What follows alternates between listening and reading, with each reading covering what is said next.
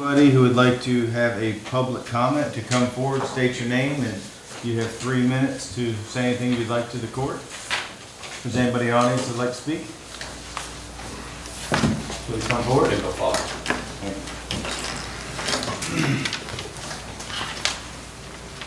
Please state your name for everybody watching from TV land. All right.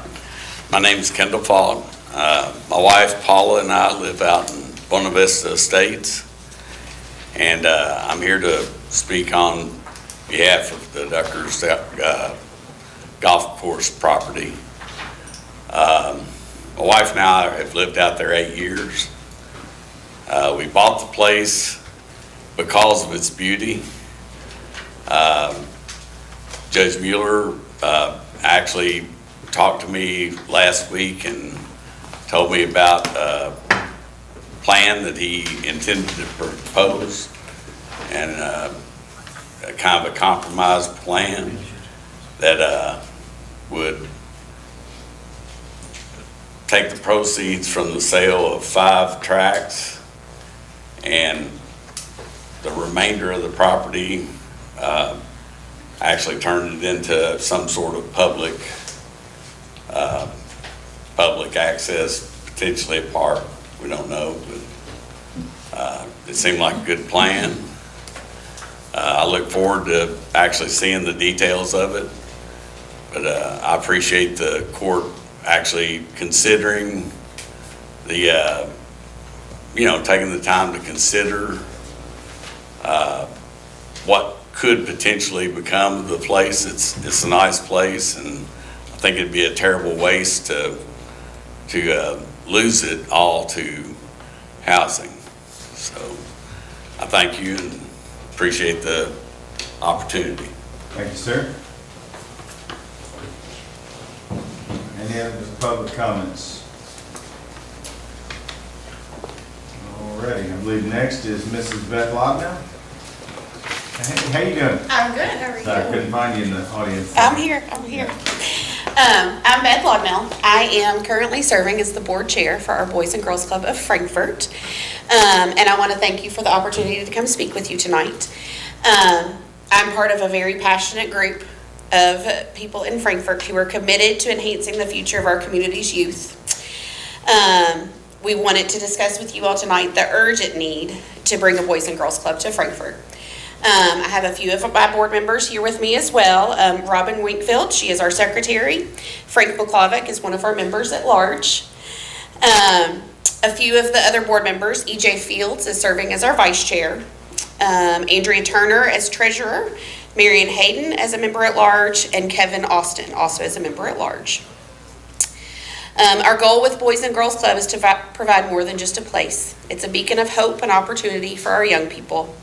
Provides a safe environment where all children and teenagers can learn, grow, and thrive through educational programs, mentorship, recreational activities.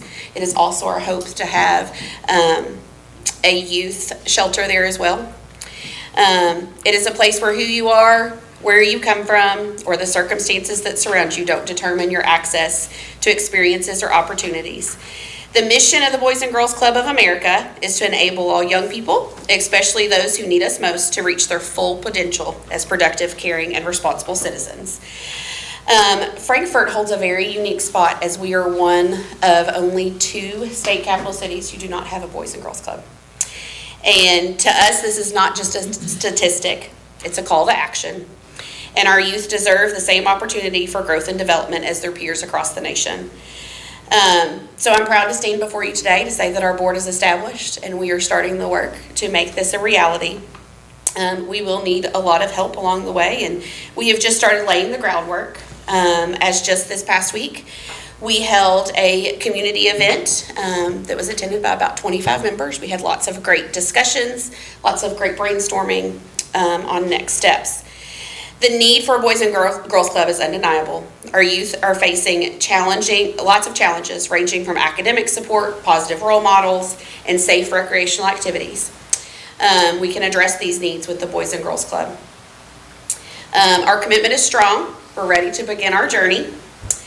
However, this is just the beginning, and we would like to request a follow-up meeting with you, our Franklin County Fiscal Court, outside of your regular session, in conjunction with the Frankfort City Commission, so that we can delve deeper into the details and discuss how we can work together to make this vision a reality. Together we have the power to make a lasting impact on the lives of Frankfort youth, and let's give them the tools they need to succeed, to excel, and to become the leaders of tomorrow. So thank you all for your time. I can take any questions. I may not have answers, but we are working on all of them. Well, I just want to say thank you to you and everyone who stepped up to serve on that board. I know it's been talked about for a while, and Squire Sebastian was at a couple of the meetings that I was at too. And there's a huge void, and I think it's interesting that there's only 2 counties in the whole state that are even eligible to open a Boys and Girls Club, and Franklin County is one of them because they see such a need. So that there hasn't been, I think, a Boys and Girls Club open almost like in decades, or it's been a long time. So I think that just shows the importance of it's needed here. So does anybody have any questions? I'm sure we'll have much discussions later down the road. Thank you very much. Absolutely. Thank you all. Okay.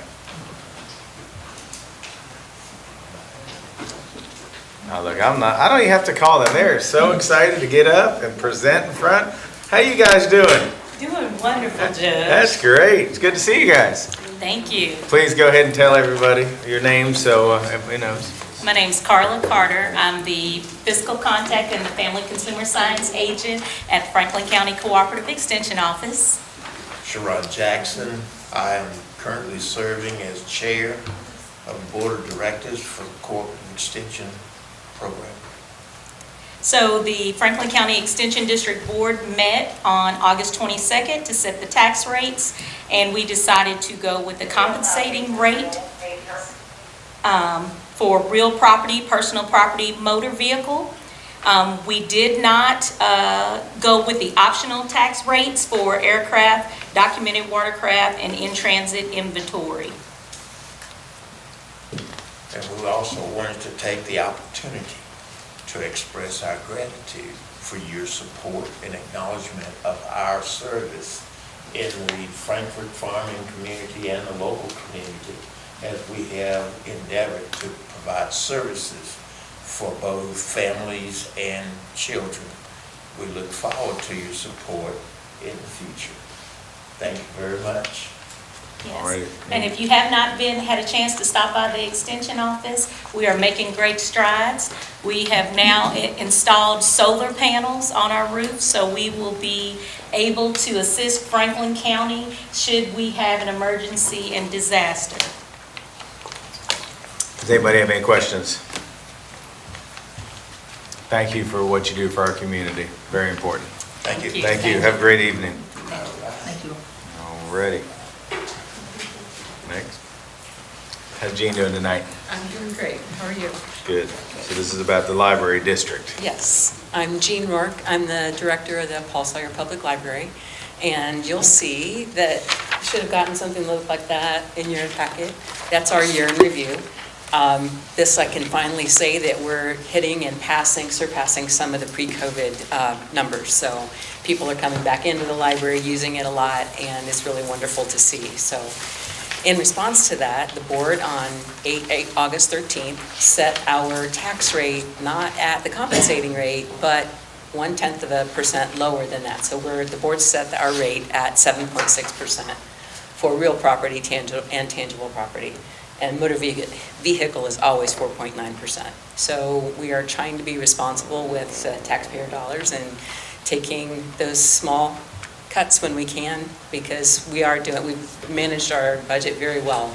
We are in good financial standing, and we want to give that back to our community. So. We appreciate that. Any questions for Jean? We thank you for everything you and your staff do for the community. Very important. Thank you. All righty, next I believe we have a jail presentation. How you doing, Jailer? Hey, good. How are you guys? Good to see you tonight. Good to see you guys. All right, I have my quarterly report for you guys. I think if we'll go to Andrew, that'd be great. And one more, sorry. So our staffing levels, I am very, very happy to say we have 41 people that are employed. We have 3 in training right now, and we've offered positions to 3 others that will start their training in 2 weeks. They had to give 2-week notice to their jobs. Today I have, that's not up yet. My promotion of Sergeant Dutton was promoted, but I have to wait until the end for that. Okay. Next, our SAP and SOAR, we are set to open October the 1st, providing that our RFPs are approved tonight. And we have got their uniforms, their bedding, all the security cameras are installed out there. The needs are still the insulation, the concrete repair out at the outdoor recreation, and we're also needing to get 4 new picnic tables, and we've priced those, and we found a couple things that will be weather resistant and under $200 each. All right, our canteen building, since I've been there, I had the electric cut off to that building. On purpose, or you didn't pay the bill? We didn't pay the bill. No, during an inspection of this building, I found that our electric was being ran from our maintenance building to this building. The extension cords were hot. There were 4 freezers from our commissary, so I called Kelwell, our canteen provider, and I asked them to come and get their freezers, which they don't rent that building. They were just there. And Cunningham Electric has been out, and the Frankfurt Plant Board has also been out, and they said they would have to set 2 poles to get electric there. And because it's not a building set on foundation, that we would have to have its own separate meter too. At the time that I made that decision to cut the power off, the maintenance shop is 200 amp service, and it was drawing 360 amps out of there. So I just made the decision to cut the power off. It has an HVAC unit out there. We don't have anything that we're storing out there now. It will be used for inmate clothing for the winter time.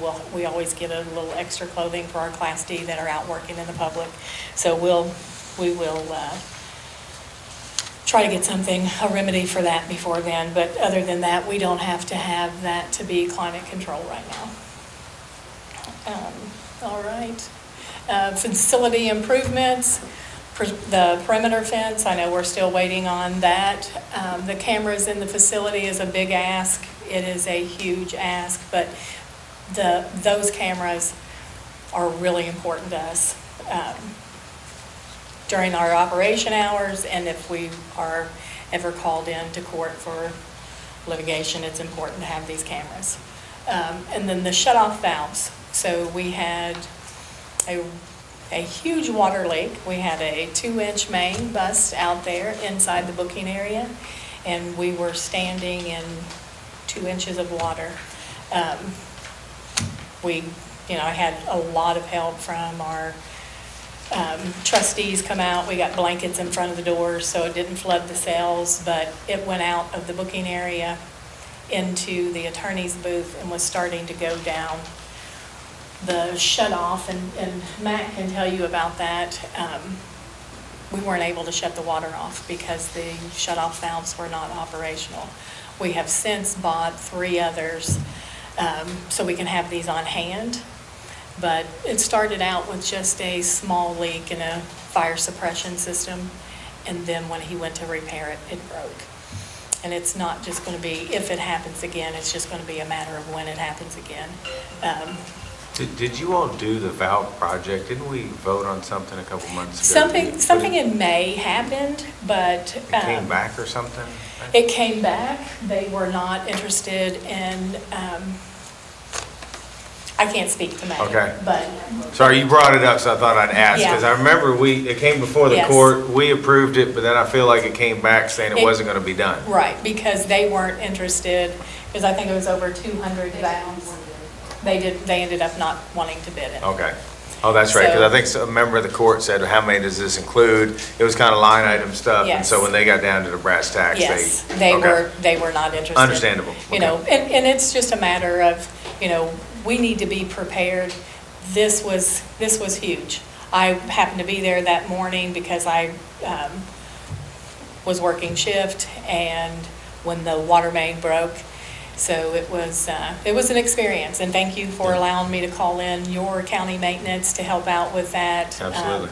My husband is a licensed plumber. I actually called him and was asking him where the cutoff is Yeah. for that, and it's an old building, and we need to start doing some service work and some maintenance, preventive maintenance. All right. The water line break. Okay, that was the one behind. All right. Andrew, I think, is that the last one? Yes, that's correct. Okay, yeah. All right. All righty, That's the report. Thank you That's for the coming and report. kind of giving us an update. Yeah. Does anybody have any questions on what Jailer Hopper kind of presented us tonight? And I know she has some more things on the agenda, it looks like, but Yes, I did. anything on the presentation or anything? Okay, All thank righty, you. thank you. All righty, next I believe, hey Duke, how you doing, buddy? Doing well, how are y'all? Good. I'd like to start out tonight with just to update you on what the road crews have been doing. We got the Mill Road, our part of the widening project done last week. We're kind of waiting on the contractor, the building contractor for the hotel to put the curb and gutter in, and then Mays is gonna come in and do the blacktop for us. So we've got our part of it pretty well wrapped up. And then we've been working on Union Ridge and Sulphur Lick. We had several cross culverts there that was in bad shape. Hopefully we'll be paving it soon, so both. You could have a crew just doing culverts every day, couldn't you? It's pretty much a crew every day doing it. Wow. For the most part. That's a lot. But we had a couple of pretty good sized culverts on Sulphur Lake, 36 inch that Oh. we had to replace, so. Last couple of days we've spent redoing head walls for those culverts. And then, of course, we got the mowing crew out every day. I think they're in District 4 right now. And, The guy's liking that mow trim a little bit better than that old one? yeah, it hadn't been run a lot. We've got it in the shop today. We're trying to do some stuff to protect it.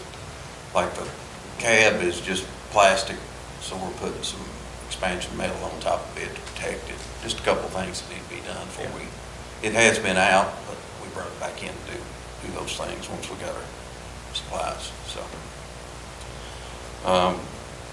We did take delivery of the grapple truck on the 12th, and that has been a huge asset to the road department. Saved a tremendous amount of labor, and I'd just like to thank Allie and Tammy and the court, everybody that's involved in helping us get that. That was something road department should have had a long time ago. But, and then, of course, we took delivery of the mow trim on the 20th, and very nice machine.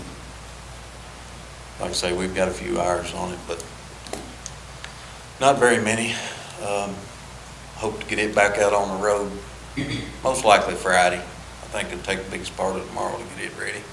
But, and then we got our compost bagger. It came in the same day the mow trim came in, actually. Up at the compost facility, and that's a pretty slick machine itself. Are y'all feeling like it's Christmas? Yeah, exactly. Yeah. I think that's over. Christmas in August. That's a whole lot in August, isn't That it? is a lot. Yes, it That is. a lot. Yeah. Yeah, it sure was. And on top of that, a building. That's Yeah. what I'm saying. Yeah. I'm saying. They're living right down there. Squire, do you have a question? Yeah, I do. Go ahead. What are you, if you can go back to the pictures of the mow trim, what are you doing to improve the structure of that cab? Just putting It's already got some metal around the it top. does, Looks but there's two parts of it that was wide open. Sheet And on that- top of it. Yeah, on the top of it. And that thing throws them big limbs, and I was afraid it'd bust the plastic on that cab. So that's up there is just a, Yes, Tube we're just is- putting like expansion metal over the top of what's still exposed, just to protect it. expanded metal, not using sheet Uh-huh. metal. Yeah. And then making a little protective covering to go over that valve body on the back of it there. It gets a lot of abuse as well, so. Just trying to protect it from How big a limb will that cut, or a bush, or whatever you wanna call it? pretty good size. Yeah. Okay. I mean, 4 or 5 inch tree. It's a nice piece of equipment. Did that have a ditch attachment too? Is that- It's gonna have one, it's supposed to come in towards the end of the month. No, on the culverts. I think, well, he told me the delivery was gonna be, Friday, so I don't know, we'll see. I haven't got an official call on that yet, so. We were hoping maybe that old mow trim will fit that Right. and potentially use that as a ditcher. Great. Yeah. And then moving on to the road department, building project, it's coming along now. Actually, I think I told the judge they were gonna pour that concrete tomorrow, they poured it this afternoon. There you go. So, And then that's the one change that's the order. repo. That's the change order. They had to tear it out and redo Yes. it now, so as you can see, it's being poured right depth this time. Yep. But, and then on the inside of the building, they're putting in the radiant heaters and the plumbing. All the garage doors went up last week. As soon as they get the walk-in doors installed, it'll be pretty much sealed up for the most part. And the mezzanine's poured too, right? Mezzanine was poured week before last. So they're up there now running their plumbing work that needs to be run. And then it looks like coasting is scheduled to start on the 2nd, start putting some rock down and hopefully get some base asphalt down next couple of weeks. Are the steps in to the mezzanine? They are not. They're on order. About 3 weeks out, they're saying. So, that was as of our meeting we had Tuesday. All right, what questions do we have for Duke? All right, thank you. Thank you. Thanks for everything you all do. All righty, judges report for August 28th. We've had some committee meetings. Emergency Services Committee meeting met. We discussed the E91 interlocal agreement that we have with the city, and I believe it's in, I think it's about down, Jack, isn't it? Yeah, so hopefully we'll be moving forward on that. We're just waiting on them. Finance Committee met. It was a great meeting. We talked about things like park projects, upcoming RFPs, broadband, the BEAD deadline, tax rates, all the things that we've talked about, and the bank account deposits, things like that. I will say when we're talking about broadband, so there's a little misinformation. So there's a pre-qualification form out now. We were under the assumption that we had to fill it out, but it's not. It's for the installers to fill it out. So I've reached out to a couple of them, and I guess all of them put the areas that they're interested in maybe working with. Multiple ones have put Franklin County in their portfolio. So it's just the prep to get approved. The federal government hasn't even approved our state map yet. So we're still a couple months out from anything happening. So I called the broadband office and I talked to Megan. She said they were just going to go ahead and get this pre-qualification out of the way so they can be ready when everything else is done. So I know it seems like a couple weeks ago everything blew up like we're ready to go, but we're not. So we will slowly be meeting with some companies to talk about, who we want to partner with moving forward when it does open up. So that's kind of where we are. So we're in good standings there. So just want to let everybody know. Judge, can we have a meeting, really ideally the whole court on that immediately? I was in the conference in Louisville, 3 weeks ago? I was talking with folks there that were representing that there is an option this court could potentially be the applicant and the user of the funds that then could. I asked the broadband office that, and they discouraged that. But I mean, I'm just there's an option for it that we can then contract with an installer and get this project done faster, right, potentially. Then I'd like us to all be well informed. Yep. August 7th through 9th, there was a governor's local issue conference in Louisville. I think a lot of you all attended. Sheriff's office, I believe we have some pictures you all have probably seen on social media. I was fortunate enough to go over there. They had a great promotional ceremony. So proud of all the guys, and especially the spouses that are behind all the workforce that we have on our team. But it was a great ceremony. They kept it to about 30 minutes. They stayed on task. But we have a very, very good team there. We should all be proud of our sheriff's department. KSU had a great meeting with them. The mayor was there. Representative Derek Graham was there. I think Representative Pfister was there.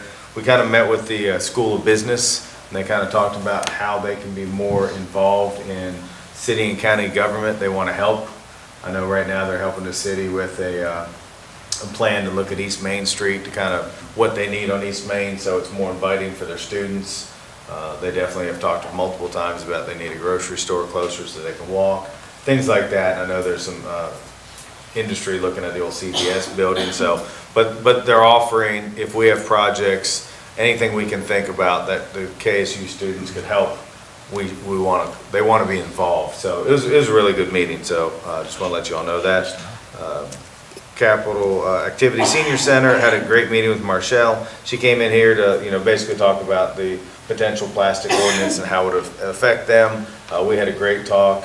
But then it turned into funding. I didn't realize, I guess, overall state funding has gone down from 14 million to 10 million. There's some shortages, so she's looking at about 300,000 short. So I'm just giving you all a heads up. There's probably going to be a future conversation. She's trying to do everything she can and her team to figure it out, but she just wanted us to be aware of it, so I'm just letting you all know.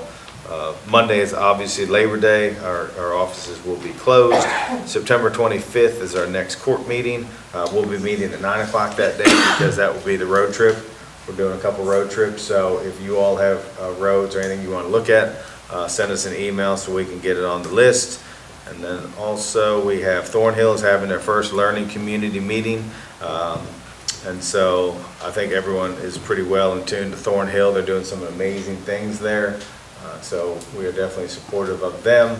And then tomorrow night, Ally and company will be hosting the town hall meeting about proposed plastic ordinance. It's going to be at the Paul Sawyer Library, 5:30 to 7:30. We're going to try to keep it a positive event, educating people, and we're just going to kind of see what the community has to say, and we'll go from there. So that is my judge's report. Alrighty, we're going to keep moving. Anybody have any questions about our minutes from a regular meeting of August 6, 2024?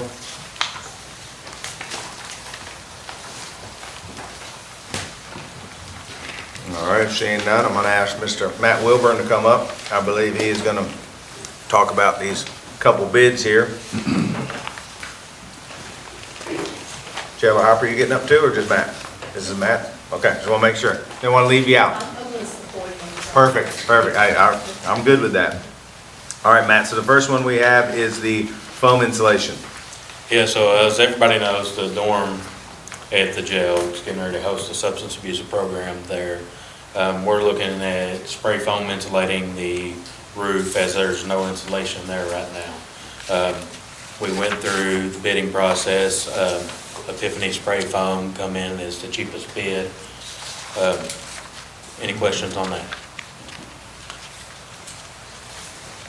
All right, so let me just throw this out there real quick. So this, just to be transparent with everybody watching and everybody in the court here, so these items that went out for bid must be done if we're going to do the substance abuse program, correct? Yes. So the insulation is important because up in the attic space of the dorm, it's approximately, if it's a 90-degree day, it's about 130 degrees up there. The heat, the units are working overtime. It's not only an issue there over in the classroom where the attic access is, and at a 90-degree day, it's about 90 degrees because the units can't keep up. So as we know, we can't host classes in the dorm and a 90-degree area. It's not possible. And this could have been prevented had somebody caught this issue, and the dorm would have never froze. But on previous maintenance directors, they didn't catch it. Okay, any questions on this bid right here before we move on to the next one? Judge, just gonna ask, Matt, maybe you can tell me, or maybe some others can say where we were advertised. I'm concerned generally not just about these, but we're only getting like singular bids on most of our things anymore. I'm thinking we need to do some extra effort to make sure that we go out and beyond. Then I'm assuming just the newspaper, but I wanted to ask where. Yes, local newspaper. Okay. I think we need to put some effort into finding a way to reach out to external bidders, maybe in other communities, even if that means, newspaper in another town or not. I don't know if that's the best option anymore, but all three of these bids and two others today that we're looking at only have a single response. Squire Tanner. I got a question about the options on this bid. So if I'm interpreting correctly, we have the R14, which is a 2-inch foam insulation, which is 27 and change. Is that correct? Yes. So then to get it to R21, it's 3 inches, and it's another $13,000. Yes. It's about $13,000 an inch is what it averages out to apply this stuff. Well, what is a standard code if you're building, is a question for you or JW or whoever can answer that question. Should it be 14 or 21? Well, we're in zone 4, which recommendation is 38. In my house, I got more than that, but I think, 2013 Kentucky Building Code, the 4th edition says they recommend 25. So that question, I think, would fall towards the building inspector.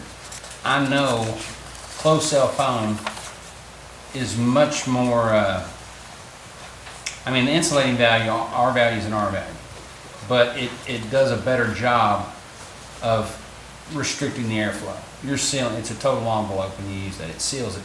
And then the closed cell is also structurally stronger. It'll add some strength to the roof. So that question, Richard, I would say, you know, the building inspector. I know 2 inches of foam probably make a significant difference. Well, I didn't say wouldn't be better. I'm sure 1 inch would be better than no inch. But to get to 25, I think we're looking at 2 more inches. We're looking at doubling this bid. Well, you could stay at 21, which is a 50% increase, all right enough. And I'm not saying do it. What about the paint? Is that required? We don't have to have it because there's a drop ceiling in there. Yeah. What I can tell you from being around spray foam is the sheriff's office building has 2 inches of spray foam and units equivalent to that, to the size that they need to be. And 2 inches of spray foam them units have no problem keeping up. It will freeze you out of the sheriff's office building. So I think 2 inches of spray foam would be plenty because those units, there's 5 units in that dorm building. They're huge. Them outside unit packages are no joke. They put out plenty of air. If you all are recommending that 2 inch, but I'm satisfied it'll keep it cool, but would it not cut the cost on the energy cost to run those units, even though they'll work? It could potentially save it. What did If y'all can be satisfied, I can too, because you're talking the about spray foam 27 company, versus they 40. recommended the 2 The inches. spray foam company recommended 2 inches. They said 2 inches should be plenty. I'm probably okay with that, because that's what they do for a living. Matt, can you elaborate, you know, we have a building that has end gable vents and soffit vents, perforated soffit vents all around, and am not supportive of the spray foam still. I'll say I think there was another solution that would be much longer served and better served to us to do, but I won't stand in the way because we have time pressing issues. But how are they going to deal with some of those things, or how do you plan to deal with some of that? All the gable ends will be spray foamed down to the ceiling. All the soffit vents are covered over. They're prepped for spray foam. The spray foam will attach directly to the soffit vents. Now, it's going to be a completely enclosed structure. So we need to think about some venting or some moisture. They concerns, recommended just open the vents back up that I currently have blocked off to keep the hot air from going down into the common areas of the dorm. They recommended opening those back up and letting some of the cool air up there and the heat from the winter, and we should be good. The total envelope, you no longer need the vent. Exactly. You mean the old HVAC vents? Yes. That were replaced and, okay. Yes. They left the old HVAC vents in the ceiling when they were replaced with new systems down the middle of each room. Okay. Let's go to concrete, please.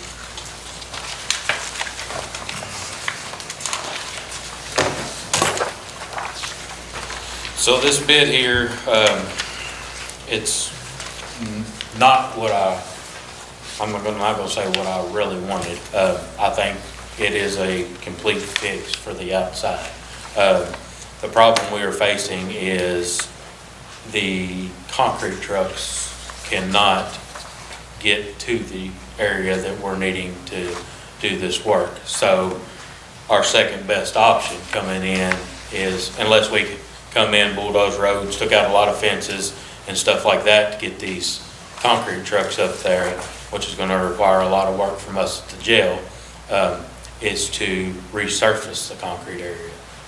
Precision Flooring come in, bid the concrete area. They're going to grind down the concrete approximately a ½ inch, come in, resurface the entire thing, and epoxy over it. They got a UV-based epoxy that they say that's been done over at the country club. I haven't laid eyes on it myself, but it's been over for several years and hasn't had any issues. Okay, Judge, you Or got a, Sebastian. Thank you, Judge.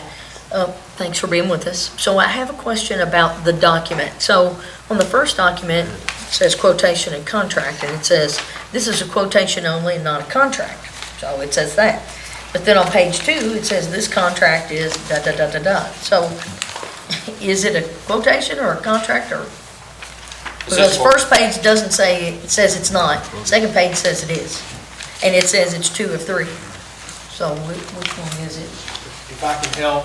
You can, I mean, I'm It asking. says quotation, and then upon acceptance, it turns into a contract. Okay, I just That's want in to the make sure. body of the document. I just wanted to make sure I understood that, because I kind of read down through there, and it also talks a little bit about buyer consent to certain Right. things. If So you- that's why I'm in asking. Looking at it, it says quotation/contract, it says this is not a contract, Mhm. and then you go a little bit further in the body, upon acceptance, this then turns into the contract. Okay.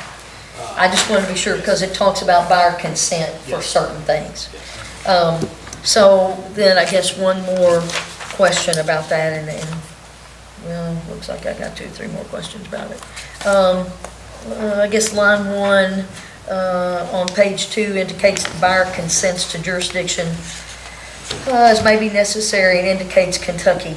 Can we specify, since this is I'm assuming, since this is a Franklin County-based company, we can ask them if we redraft this to make sure that it's in Franklin? Can we do that? We can ask anything. I mean, so, yes. Judge, can we do that, please? We can. Thank you. Line 3, I guess the question is the body agreeable to the terms here, where it talks about attorney fees being for 15% of the contract? I don't know if that's standard, so maybe that might be something that I'm not thinking that we get there, but when everybody's happy, we're great, but this stuff comes into play, and we've had it come into play, so these details matter, so unfortunately, I'm continuing to ask the detailed question. So is that standard? What that is a liquidated damages clause. So is it- Basically, if there's a breach of contract. Is it pretty standard, though? Well, I'm asking. It can be, as far as what the standard is, as far as the 15%, not necessarily. But like I said, but that's what that is a liquidated damages clause. All right, so I guess the question is the body okay with that? 15% of the contract? So 15% of this one would be $6,000. Sherry does math over here, lots. So that'd be about $6,000. So if we're okay with that, and then I guess in line 5, the buyer, which is us, is to notify county within 5 days. So in writing, after installation, should there be an issue? Is that enough time? 5 days, is that enough time for us to know if there's a problem? Probably not. I just don't know. I'm asking the question because I don't know if 5 days is enough time to know if we got a problem or not with this. I don't know What's that. the warranty on it? I can tell you this, they have asked me if there's any issues in the showers that they put in. Mhm. They're already willing to come back and fix any issues, and their quality of work is maintained. There's no issues in the showers even, so I feel confident that their work will satisfy us. I'm only asking that because both of these, 4 and 5, the terms are the same. So if we're okay with kind of how this is unfolding, then, you know. I think personally, the epoxy stuff I've been around, you're gonna know right away if it's good or bad, by the time it's done. So, I mean, I We think. just want to make sure because it turns into a contract once we. So what is the warranty? I mean, is it 5 days? If you pour concrete, it's gonna crack. I don't care where you pour it. Granite crack. Yep, It's gonna crack. bingo. That's my, you're stepping it out for 5 me. days, but it's gonna crack. You're stepping it out for me. Thank you. Judge, larger question here, if I could. We advertised for concrete replacement. That's not what the bid is for. I'm concerned we need to re-advertise for this option then that this is not a legal contract for us to review because it's not what we advertised for, even though it's what we got back. There are concerns with this, but it's nothing that's so immediate after my review out there that we can't take some precautions, that we can't bid this again, because I don't think we have a legal contract here because of the way we bid this. Max, what are your thoughts on that? Was the advertisement general enough that people could bring alternatives to? The advertisement says removal and installation of concrete, period. This is a sealant coating, epoxy coating system that's totally different than the advertisement that we had. I thought we were gonna put somewhere in there, just if people had other solutions to the That problem. was in the bid worksheet. So that's in this advertisement here somewhere? No, I the don't bid see it. worksheet there to contact us and to reach out for the bid worksheet. I see what Squire Wisman's saying, so I'm just wanting to make sure we're covering ourselves. It was a because- comment that I made when we sent this out to bid, that I wanted it broad enough that we could have that, but I don't see that it made it into the final advertisement in the Okay, paper. let's let them speak. Right, because we did add repair, concrete repair to that. And if it didn't make it, I know that is what we discussed, was concrete repair, concrete or repair, and or repair. Yeah, because I remember talking about that. Yes. Yeah.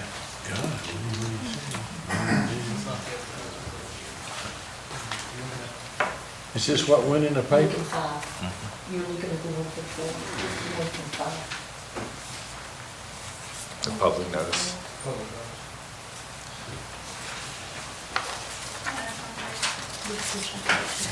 You need to look at the vote. In that corner. At the moment, my opinion is we need to rebid this, if that's gonna be the option, and put it out a little further ideally too, but just from what I'm seeing here, that's my opinion of how to go forward at the moment.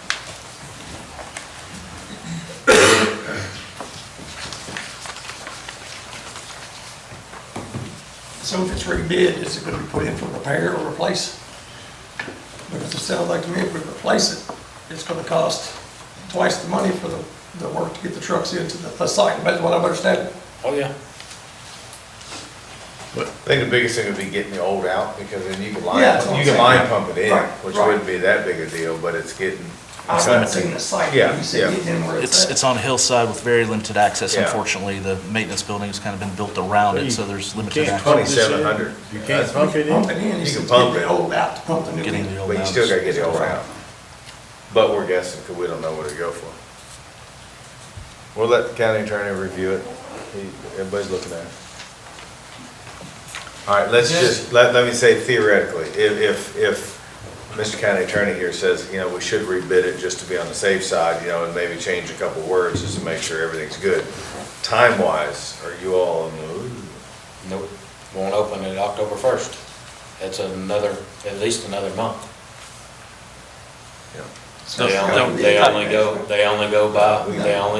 They won't start in the middle of the month. Matt, or Judge, I think we can. The pavement is in bad shape.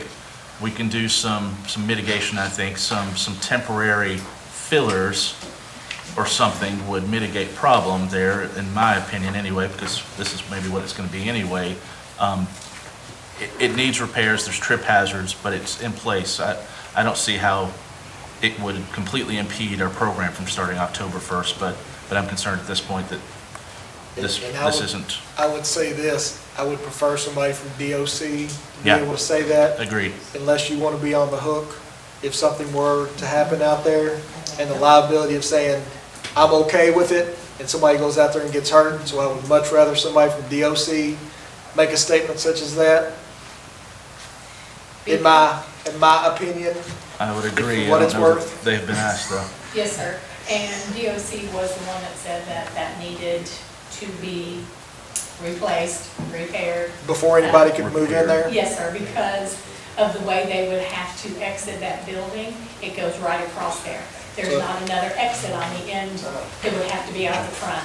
So we would have to have more than one exit in case something happened. If DOC is saying the repairs need to be made before anybody moves into that dorm, it would be my opinion and my advice to not move the first body into that dorm until that was repaired, if that's what DOC is saying.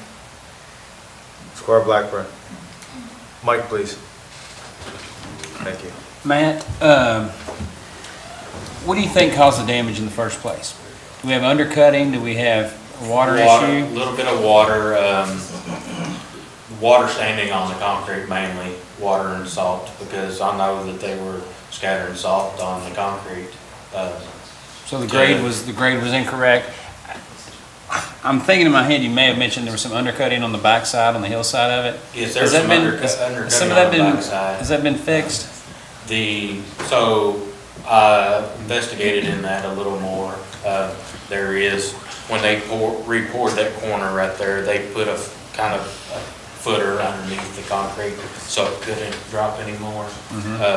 The ditches are still down there from where there was water runoff, but do I think it's gonna cause much more of an issue? No. So, is there any downspouts or water directed on top of that concrete from buildings or? No.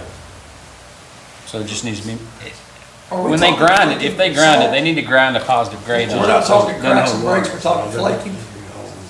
No, we've got cracks, we've We're got, talking Heaving. I think there's holes, that that's have what we're talking. made their way into the So if concrete. they this deep. resurface that down a half an inch or an inch and re-pour over top of it, they're saying that's gonna fix it. Yeah, it's, Probably fill holes in it. They gotta grind it's it. kind of hard to explain how they fix these areas.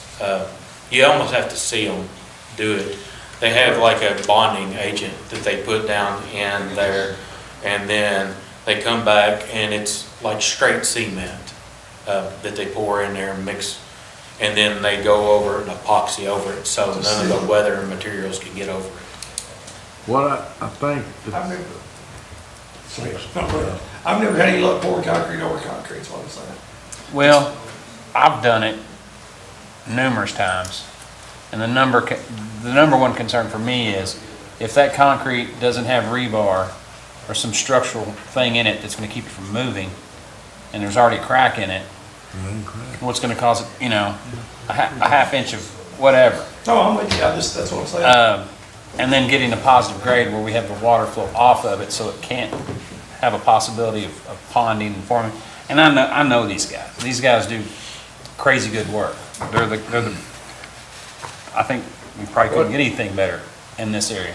But I'm still, have concerns.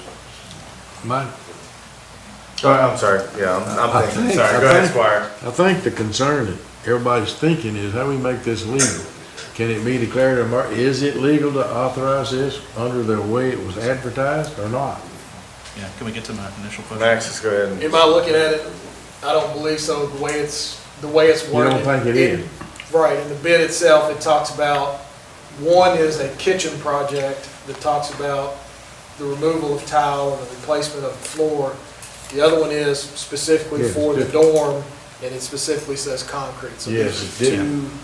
Is there any way we can accept this bid by declaring it an emergency? But is it truly an emergency? It's not an emergency.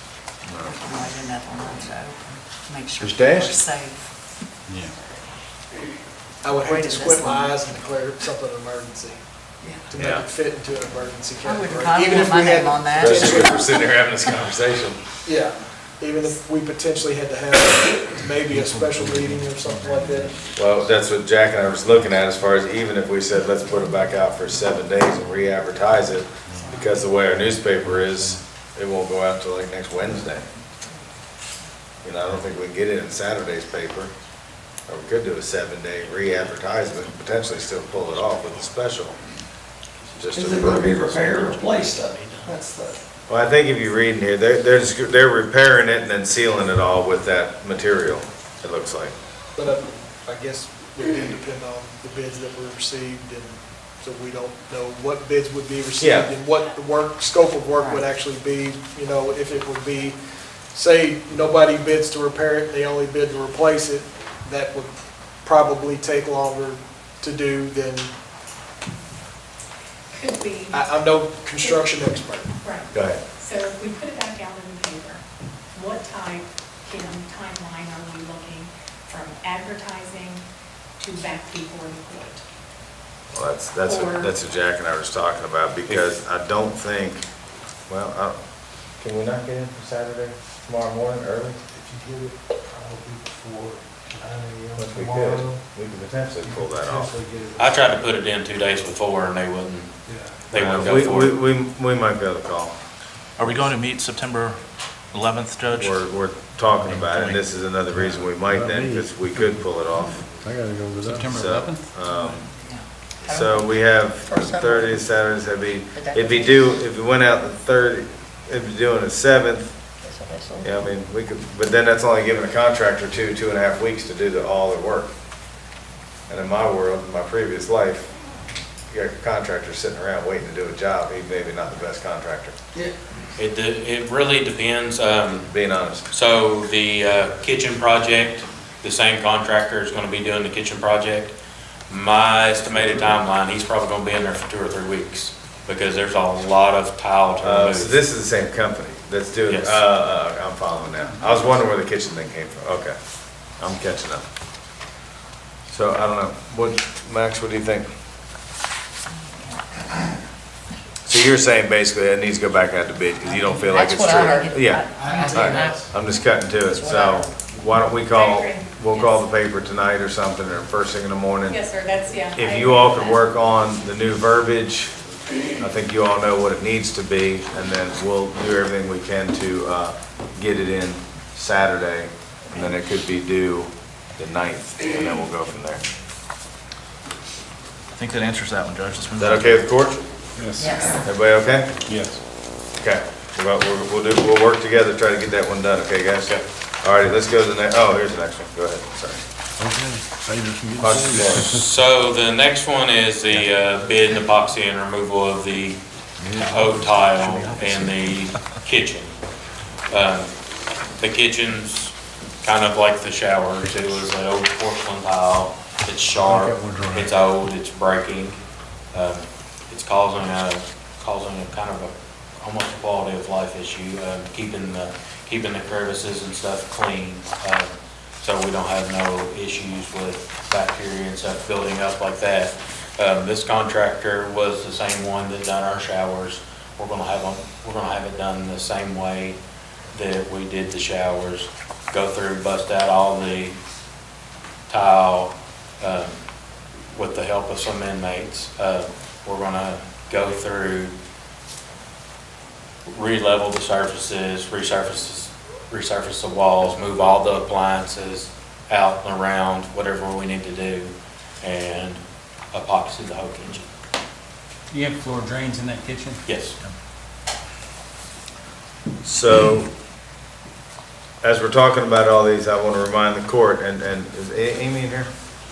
Maybe not yet. She might be hearing me and come in, so. She's on Zoom. Okay, thank you. So to my knowledge, just so the court realizes, the spray foam and the concrete, I don't believe are in the budget. They are not. Now, I think the kitchen is, because we talked about that, because that, y'all been getting dinged every year on that. Yes, So exactly. that is in the budget. The jail correct? inspector, Yes. And that came jail inspector's been in hitting us about pretty hard. where over we that wanted kitchen. it, so, okay.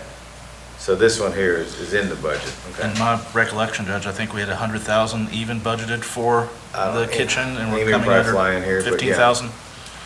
I think it was If I about, recall. I think we put in like 85 or 88,000 No, I was thinking it was 100. is what we Yeah. budgeted for. Yeah, And the thing is this is pretty close to that.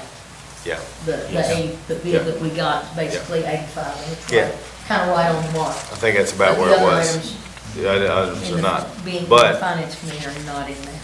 right. I've got a note about the expenditures, where Well, that, we're pulling money that from. estimate for repair, it's gonna double, triple they have to remove. So when you're looking at, I mean, we don't know. I will tell you, I invite every one of you to come out. It was gonna be it, bro. If you're doing that county field trip, come out and look at the area that this concrete's located at for the dorm. You'll be very surprised. Can we take a quick step back, actually, Matt? I wanted to ask you there's another exit door on that dormitory of that back that we Yes. looked at. that I'd really like us to find. It currently just steps off into grass and 3 or 4 feet down, that we need to make a We're gonna pour. legal egress we're gonna there pour at some a point in the little near future too. A little that's step gonna- right there. It's on the front lower side. Yep. That needs to, if we need to maybe include that as part of the bid, we might as well go ahead and do. You could probably do that. Or Yeah, I if you can do need to. that. That's but nothing. That reminded me. Related to this, Judge, have, maybe for Jailer Hopper, how we can, at a 3-week time frame. I thought when we discussed this kitchen project before that there's a fairly quick turnaround. I'm really concerned about prepping and giving out meals if they're gonna be in there for 3 weeks. Can you all relate how we're gonna manage that? So working with the food service director, DOC standards says that we have to provide 1 hot meal per day for each inmate. So between the kitchen director and everything, we're gonna work around, move stuff around as we need it, work in one area at a time, try to divide it up into 4 areas. That way they always have access to use the equipment they need to make a hot meal for the inmates. It concerns me about a construction environment and a food preparation environment. I'm just, as I'm thinking through this, and forgive me for talking things through, but I wonder if we explored another option that was an external to provide food for a period of time, if we couldn't expedite the whole process, if we can have that conversation with the contractor, and then if we need to do that, I would rather do something like that than take a chance on some tile chips going into food accidentally or something, but So I don't know if we've had any conversation. Our current vendor for our commissary, they do that, but they do it in your kitchen. I don't know anyone local that would prepare our meals, over 300 meals a day, on short notice. Yeah, we run anywhere from 200 inmates to 260, 270 inmates, and at a very short notice, that could change at any time. So that would be a very hard. I had thought it maybe would have been beneficial to have done this during the summer while school's out, to use one of the school cafeterias or something. I don't know, but it just concerns me. I don't know how to manage that. Our inmates we have trustees that are cooks, so to take a trustee to a cook being a local inmate, because local inmates are allowed to be our trustees because they don't leave the facility. So taking trustees to a school facility would be a very, That's not very what I'm big suggesting, I'm security just saying I don't know what the solution is, but I'm just saying as we develop this project that I'm concerned about that. Okay, go ahead, Squire. Make sure on, 1 hot meal a day can be any of the 3, would that be correct? Yes. The other 2 meals then will either be sandwiches of some sort, probably. Yes, Is that correct? it'll probably be a sack lunch.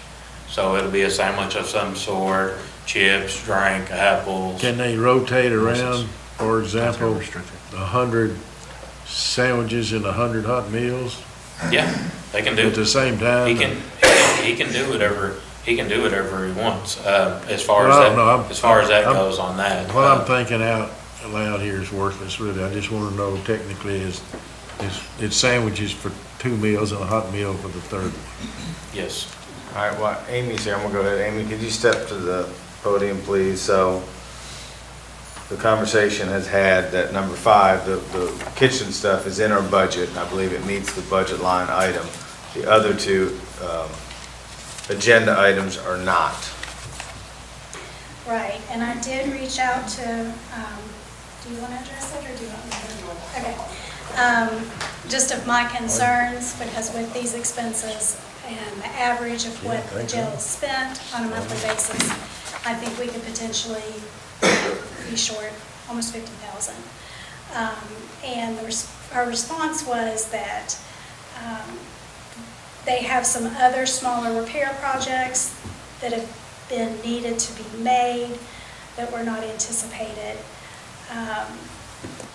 So eventually that average will go down. There's a possibility of moving some money from another line item, but it's good for us to be aware so that later down the road, if we have to do some type of transfer or amendment, is the cause of these two agenda items. Can ARPA money be used towards this? I don't know. We could explore that. But ultimately, if we don't do it, then we can't get the program off the ground. That's. And I think that's, Which produces income. yeah. Well, Judge, there's also consideration that the state police did us that favor and added about a third of our property's fencing, that we're going to have a lesser expense with that, even though that's grant funded, but that implicates a couple of other projects. Because that is in our budget, correct? Yeah. Yeah, that's true. They did fence that part of the property line, but in reality, it's gonna cost us probably about the same because we had the fence going up just the other side of the road and not going all the way down on the other end of the garden, so it's gonna make up the difference there. Okay. Any other questions on this one? Yeah, Judge, just some of the same things that Squire Sebastian brought up about the contract. I have some concerns about that too. Local courts, ideally, the attorney's fees and the 5-day notice. You would seem to think that, particularly with some of these epoxy, although it's already been proven that a longer period of time, once water and traffic gets started on some of this kind of treatment, that we would want a couple of week turnaround to report any problems for repairs. So I prefer to see that like 14 days at minimum, that 5, but. I'm fine with that. And I can tell you, in looking, this company, its principal place of business is in Franklin County.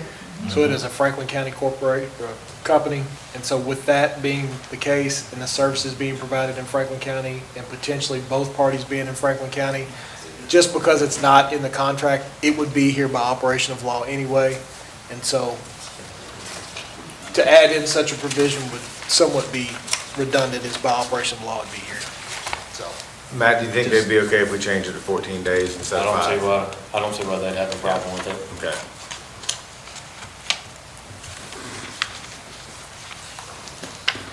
Everybody good?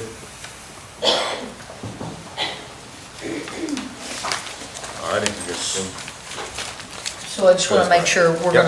gonna pull tab 4, but we're gonna proceed with tab 5, right? yes, that's how I understand it. I'm just making sure we're Yep. all good. Judge, should we, All good enough. should we not take a motion to reject this bid instead of just tabling it because it doesn't meet what was advertised? And then authorize the re-advertising with the edits that Do we've it as made? a voting session? Yeah. We need to authorize the re-advertising of it. Yep. That's fine. Good. Matt, thank you. Thanks.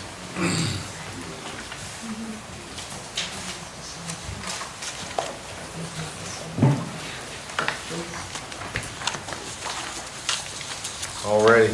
Hey, Sheriff, how you doing? Good. I only have good news. I'm not asking for any money. Really? This is. You always have good news. We always Yes. like seeing you here tonight. This is actually the same contract we've had since 2019, all the words in it except for the date. Of course, it's a new year and the amount went from 850 to 930 to cover the raises and some other equipment costs. So that's good news for us. We were able to negotiate that extra money, so it really helped out. What questions do we have for the sheriff tonight on this agreement? Squire Blackburn. How many SROs do we have? 13. How many schools are they covering? 13. I mean, I love it. Yeah. Yeah, it's a good feeling. Is there any other county in Kentucky that has every single school? I'm not in their for sure, but counties? I don't know of any that do, but I'm not saying that there isn't. I haven't found any either, so Well, we need to brag on ourselves. I've talked to some kids lately that, I mean, it's hilarious to me now, you know, because when we were in school, we didn't really want to hang out with the police, but maybe that's just me. But they're loving it. I mean, they are absolutely loving it. They love that you guys are there. They think they're their buddies. They talk to them. I mean, it's wonderful for so many reasons. So thank you all very much. Individuals that you have chosen to be in the schools, it makes all the difference in the world. And it's not just a safety issue, it's a community policing. You've done a fantastic job with that. I think Yeah. And it's not always been that way. We know there's It there's a hasn't. huge difference in what we have in there and what we had in there. Yes. Squire Sebastian. Thank you, Judge. Sheriff, thank you for being with us. Just a quick question in regard to item 7, where it talks about dismissal of the school resource officer and a replacement. It specifies that if within 5 working days of an initial meeting to identify maybe issues, that the SRO would be removed and you would replace that individual. Is that enough? Main thing is that enough time for you to do what you need to do on your side? Unfortunately for our detectives, that's who we usually make Yep, go in. tap. You know, the road people, you really can't replace. I but understand. We had 3 detectives, and they've been really good about covering if somebody's out or before that happens, so that's kind of the plan. Yeah, I'm just trying to make sure that we've got, Yes. that you're good with that. Thank you. Thank you. And I also want to thank the school for everything that they do to make this possible. So it's definitely a team effort because they do pay a lot of money, but, you know, you all are helping support it. The court helps supports cars, insurance, retirement, things like that. So it's truly a team effort. So it's all good news. So, okay, next one, Sheriff.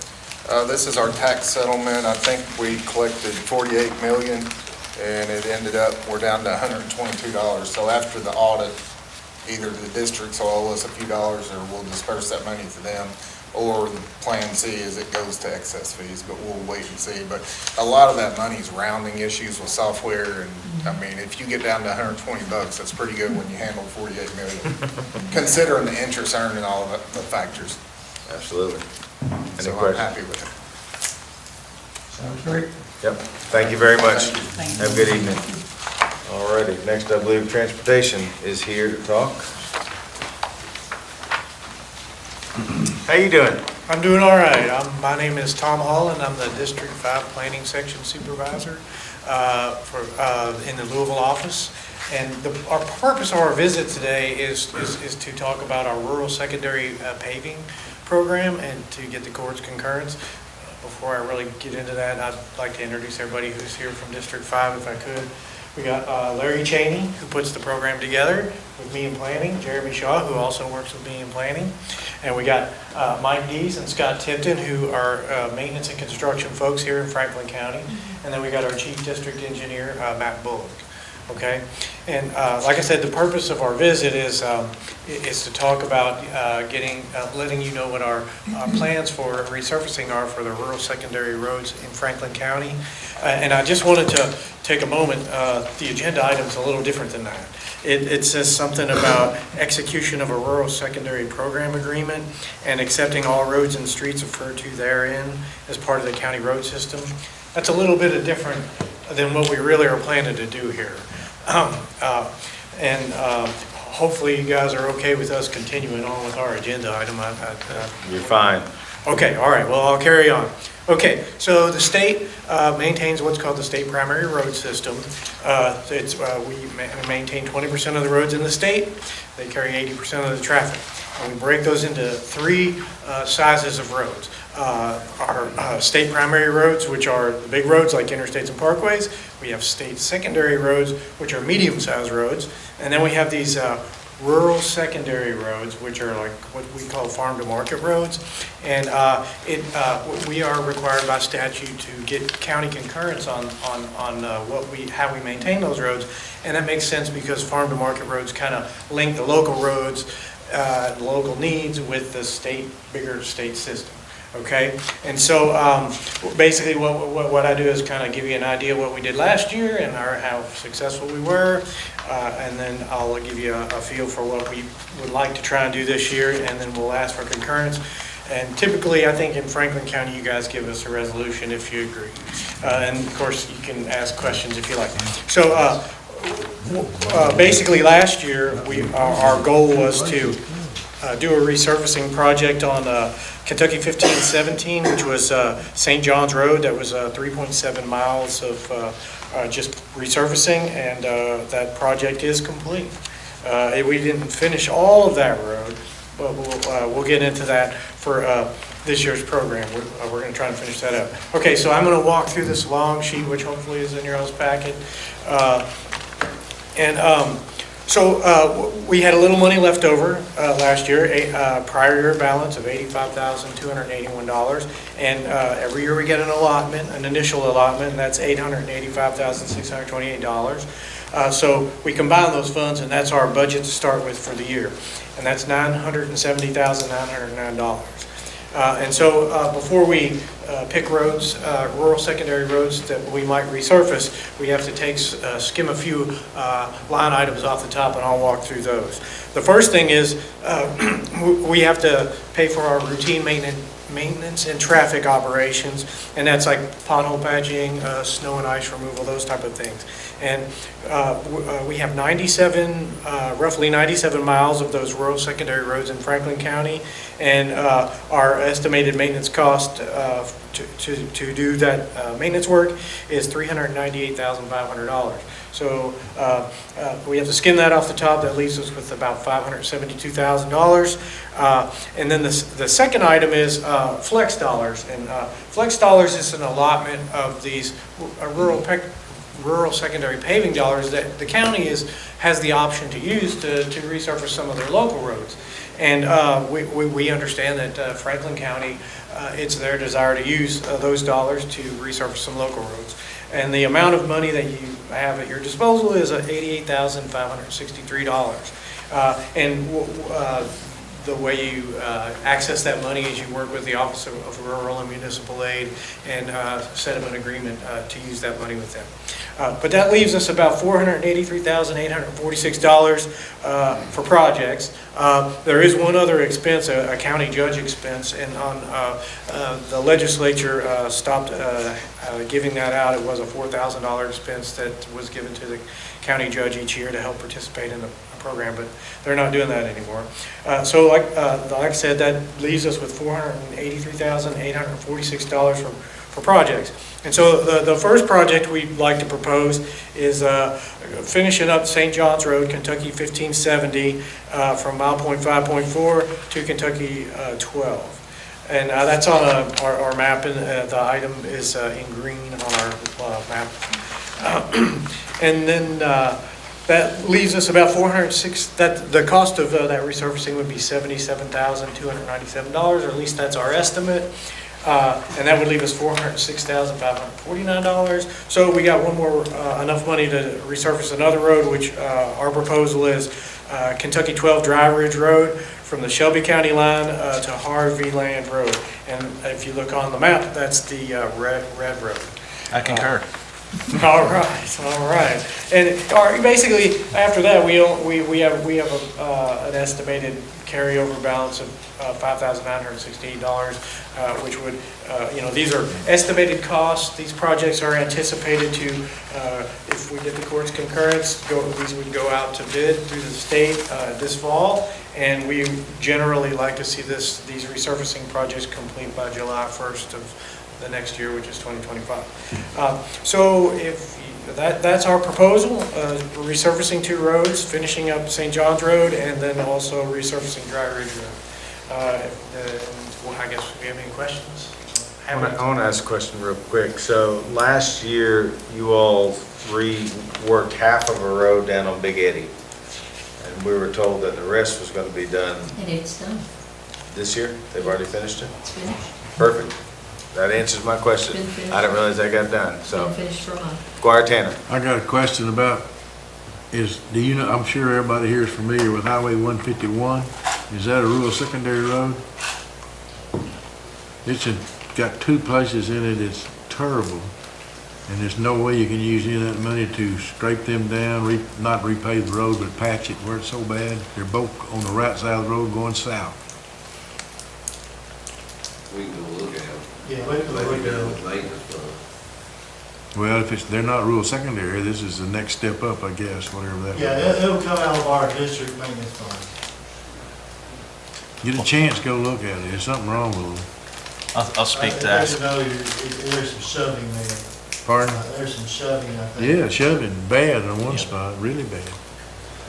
I'll I'll echo that before we go back to this. I get requests all the time, Squire Tanner and I share 151 for the most part.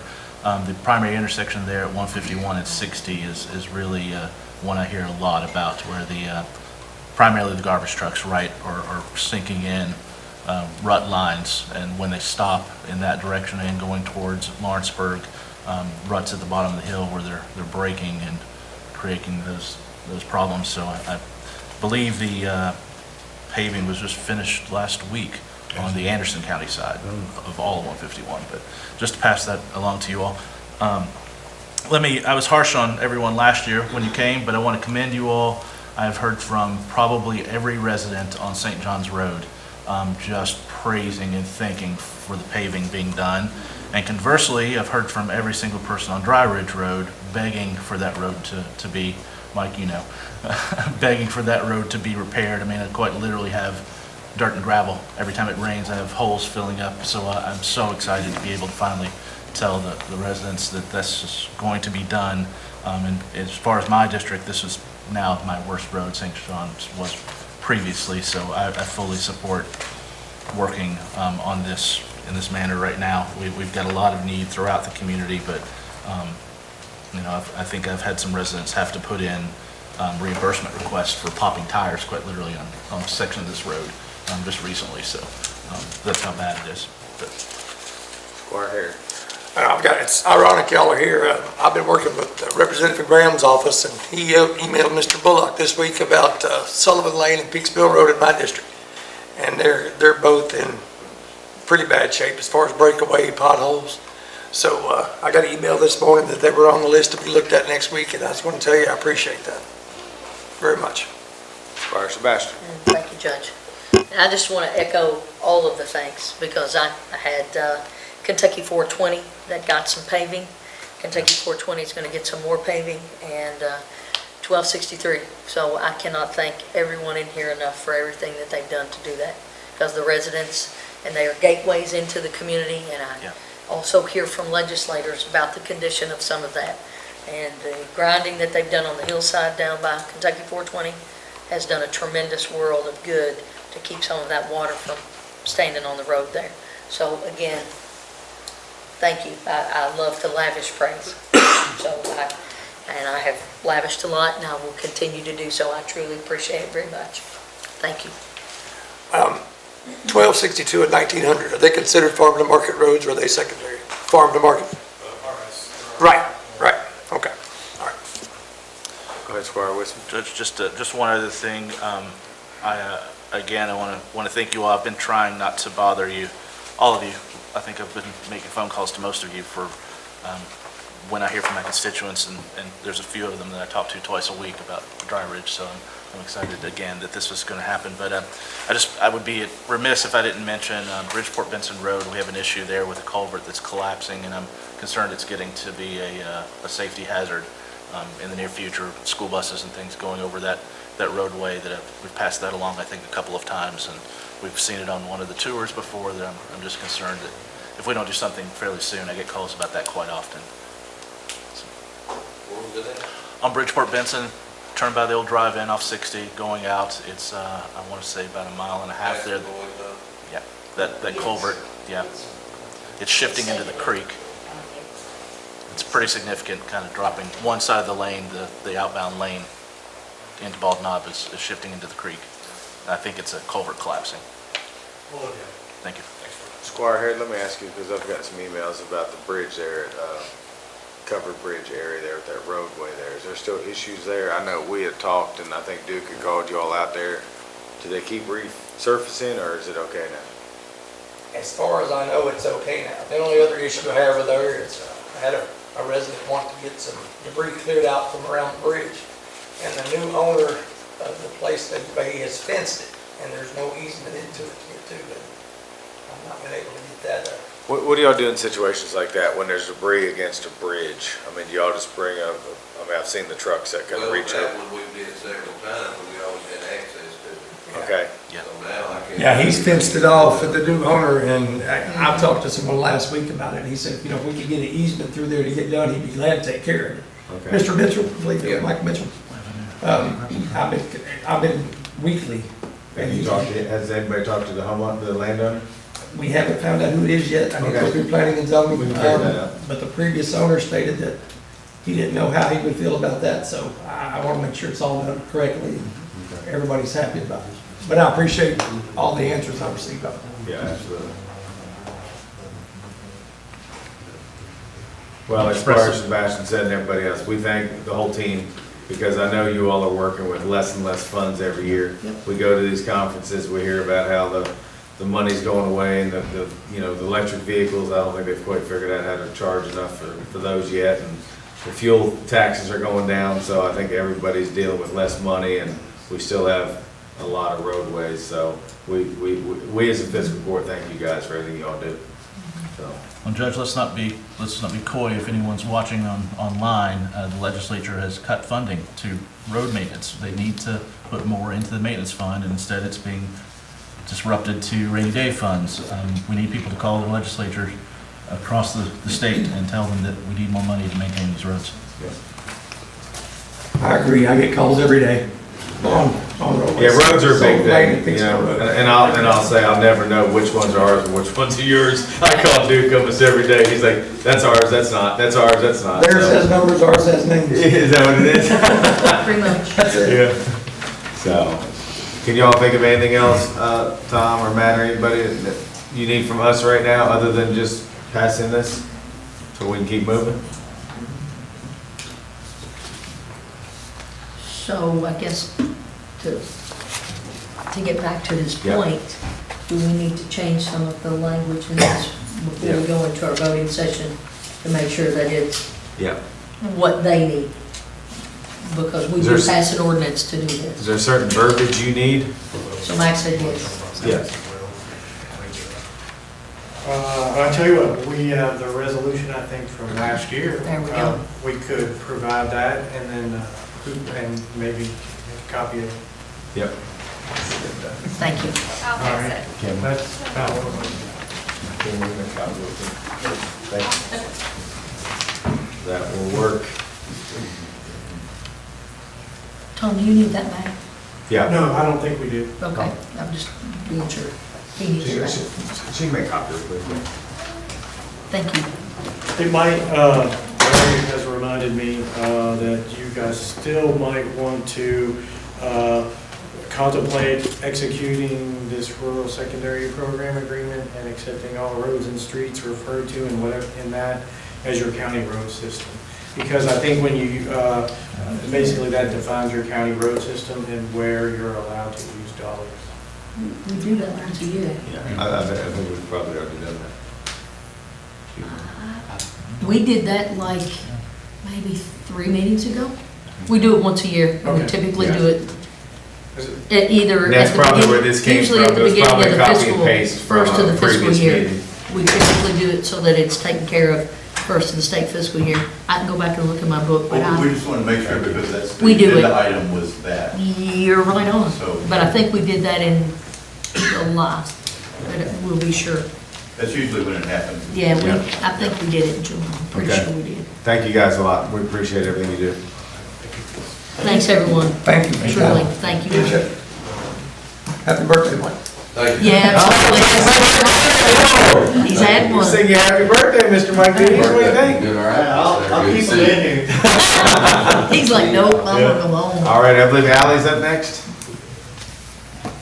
How are you doing tonight?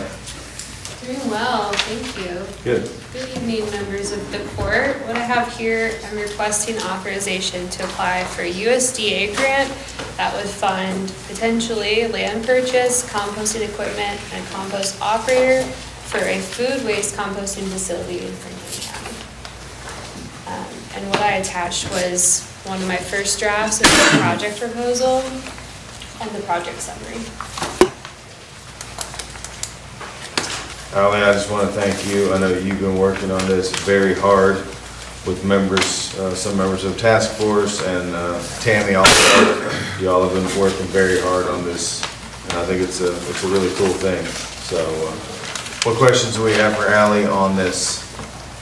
I'll let somebody go before me, because I've got several. Okay. I get it. You're up, Squire. No, no one else have questions? Just want to be sure. Okay, cool, thank you.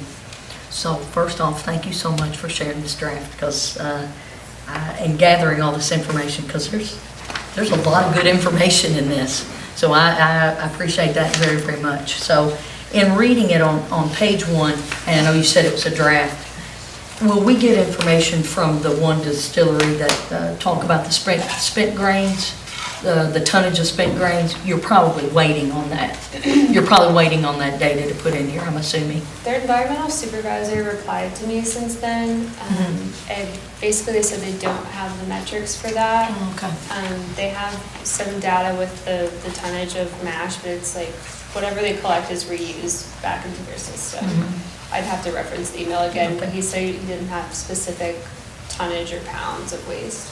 I just didn't know if that, if they didn't ultimately have that, if that was a key component that addressed something that was a request of the application. That's a good question. Tammy and I have been reviewing the notice of funding opportunity. Yeah. I mean, we probably look at it like 10 times a day. We catch more stuff.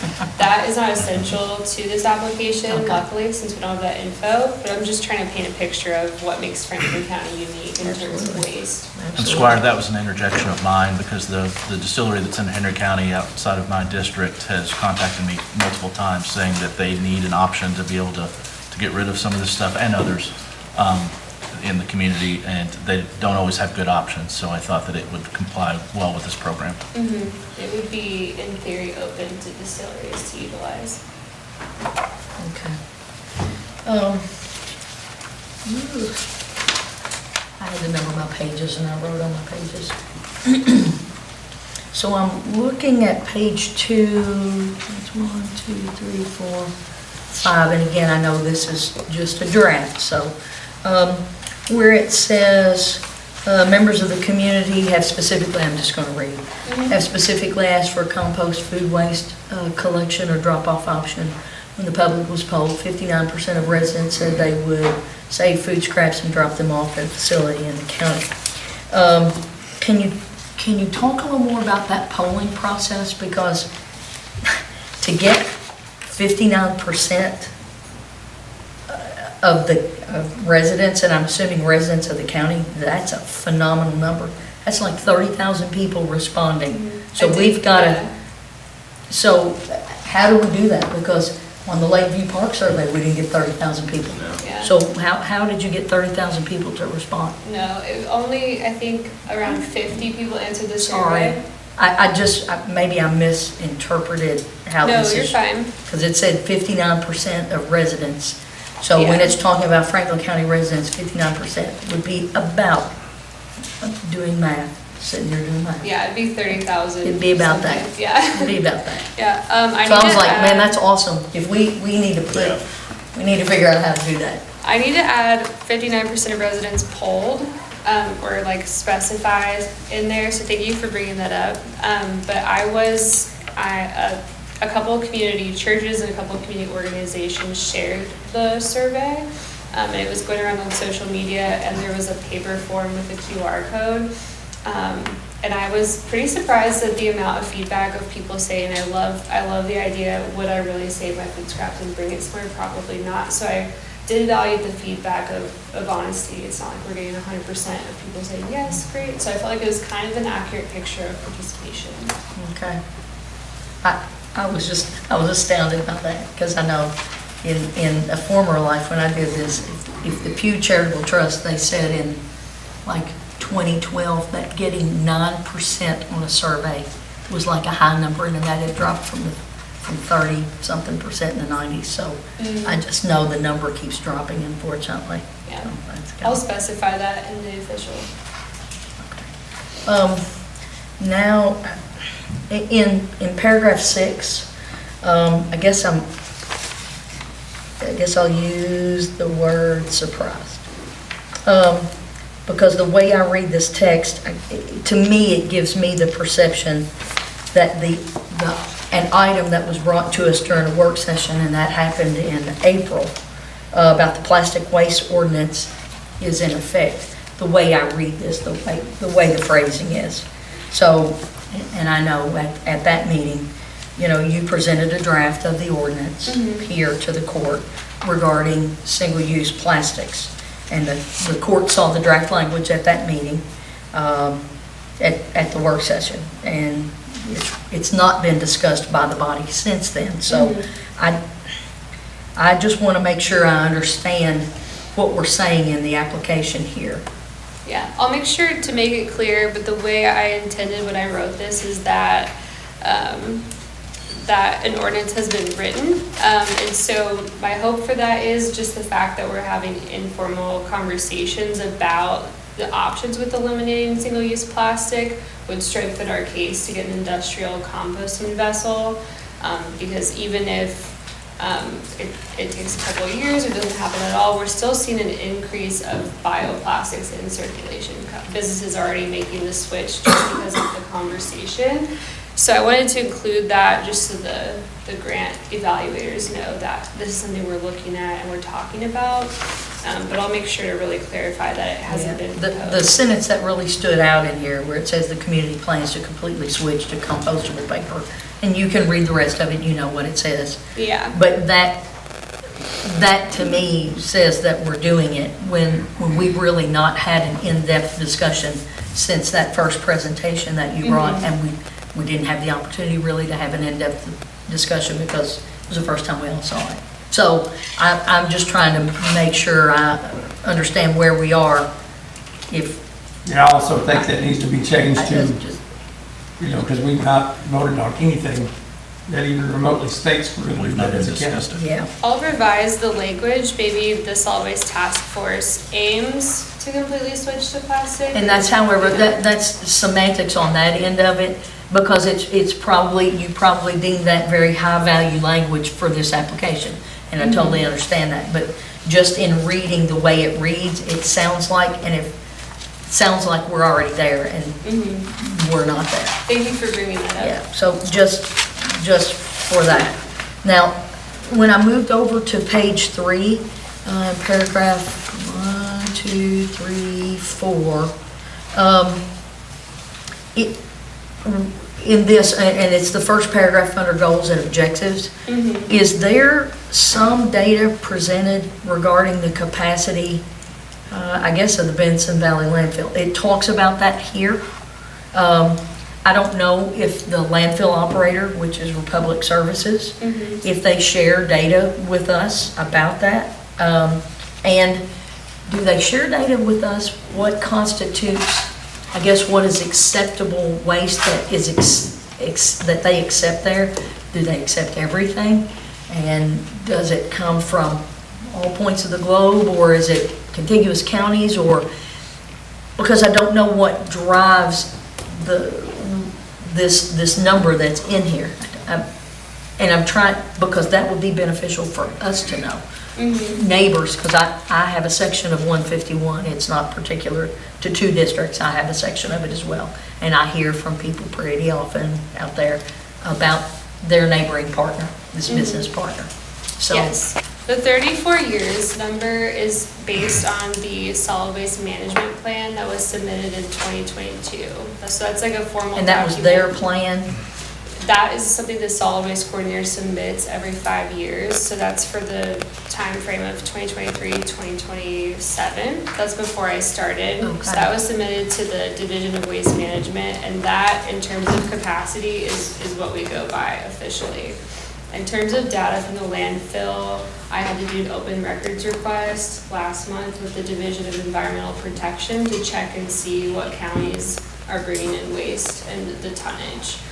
So I don't have that in front of me, but I have those numbers because of the open records request. They have to submit to the state, and then I pulled those.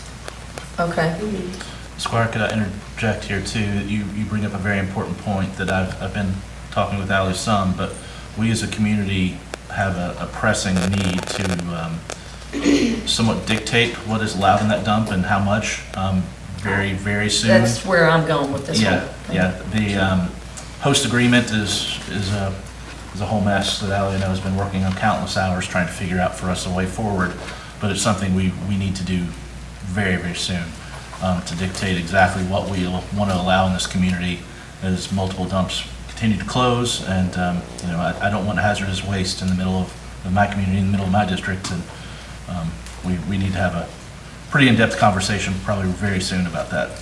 So where I was going with that was that regarding like what communities we accept waste from, if there's some kind of volume threshold that, is put on either the communities that send waste here, or we have some kind of volume threshold per quarter or something like that, that helps us maintain a manageable number so we can come up with what is a real number. The types of waste that are accepted, all of those type of things. I think those are, and it sounds like I feel certain that the Solid Waste Task Force, those things are probably on their mind every day. We don't hear from them frequently, so I'm only expressing it based on this paragraph making me think about that as part of this application. Those are conversations that are upcoming. I'm still getting information from the State Division of Waste Management on a few things, but in terms of regulating tonnage and types of waste, that's the purpose of a host agreement. And so we've been working to see what our options are in terms of drafting that document. But Republic needs to come to the table. We need to send them our host agreement, and there's just a lot of meetings going forward that we need to have about that. That's a good thing. That's a good thing. And Ally, I don't think it's been made public in any way, but it has through your application here that we have a request currently for Lexington's trash to come to this community. I want the public to frankly know that 500 tons per day is being requested to come from Lexington and fill up our landfill.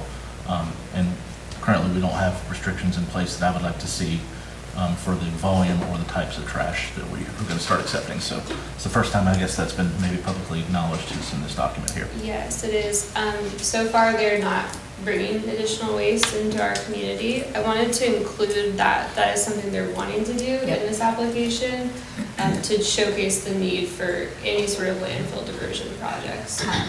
Completely understand, and I had that, which is why I ask everybody to go ahead and say whatever your comments are, because there are a few like that, and I appreciate you bringing that forth in this document. Like I said when I started, there is a lot of good information in this proposal for us to all think about as we move forward here with not only with this application, but many other things. So I was pleased to see a lot of the data in here. Okay. Really, really pleased. Great. Once we finish it up, it's up to like 16 pages now, so once we finish it up, I can share with magistrates via email. So, do you want me to stop and you want to go? And No, I don't want you to stop. Okay. I just have a kind of alluded to a while ago, but there was a lawsuit between the Huntington Woods Association and that landfill, which established a perimeter of how far away the waste would come from. Have you ever seen that? Yep. And so it's restricted to what, 75 miles? My understanding of that case is that the host agreement in 1999, maybe 2000, got thrown out by the state Supreme Court because of it not going out for bid. So we have no formal host agreement in place since then. Well, I thought it was a settlement on a lawsuit that restricted that between Huntington Woods and the landfill. No, it didn't involve the Supreme Court and the host agreement at all. From my understanding, the case was Huntington Woods and the Fiscal Court, and it went to the state Supreme Court about the validity of the host agreement. And then because of that case, the host agreement was thrown out as invalid by the state Supreme Court. Squire, you've probably been in that neighborhood since then. Do you have any documentation or anything that you could maybe share with Ally? Well, I know that there was a settlement. I know that there was a cash payment to Huntington Woods subdivision over that. I also know there's some other benefits. Kind of set like hours of operation and things like that. Hours of operation, the value of I remember homes. hearing about that. And then also, in that settlement was a limitation on how far away that could come from, but I don't know what that had to do with the host agreement. Yep. It's very in the weeds, yes. I'll look for anything. If that was thrown out, we gotta pay them back all we got from it out of that, so. I'll look for anything that, with the settlement, that specifies hours of operation or anything about waste, Vicky? counties. I haven't seen that yet, so I'll check for that. I don't think that they're allowed to run, we have made a deal, handshake deal with them because they wanted to run longer, but they wasn't supposed to start until 7, can't run after dark at all, at night. I think I'm expressed to Ally, I'm concerned we're gonna need an attorney to help us out that specializes in this field. We probably. already- But I don't know that I'd heard it's that. valid anymore, but we need to find out if it is, because I'm a little bit confused about the host. I remember the host agreement being thrown out, but I didn't know, I thought it had different reasons why it was thrown out, because it was not very Squire Sebastian. adequate at the time. I still do. Right, keep going. Yep. Thank you. On that same page, on page 3 in paragraph 5, where it talks about the collaboration with farmers market, and if this grant goes through, we're going to provide $10,000, which is a great thing, and it enumerates a number of specific projects for like SNAP and WIC and things like that. So I'm assuming that $10,000, will that go to bolster those projects or others that may be created? I just didn't understand that, and I just want to make sure if the money is to bolster existing projects, because there's just some really great projects at the farmer's market. And it would be great for us to be able to do that and get fresh produce out into the community that way. Yeah. More of it. Yep, the goal with that portion of the project is just to support the existing ASAP voucher program. And so they already have a really strong program, so Yep. we don't want to reinvent the wheel, Absolutely. just helping them out. Okay, I think that's a good thing. On page 5, there is a chart that is continued from the previous page.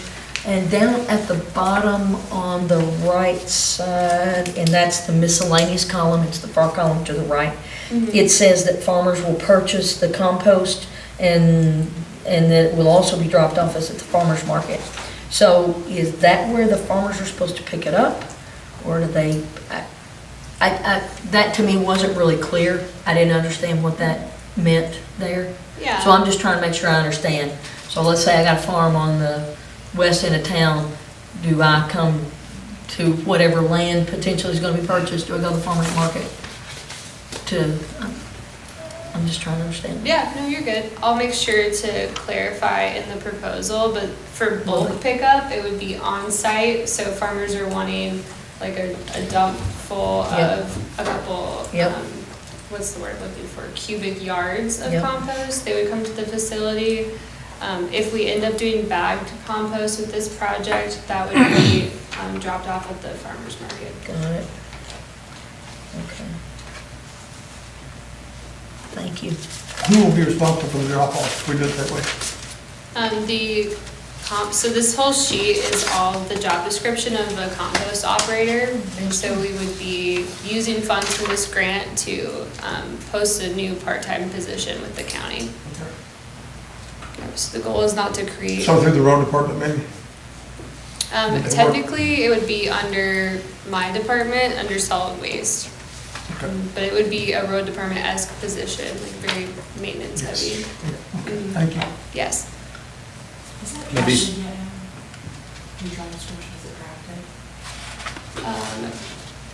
No, I'll get with you on that. 3 days a week?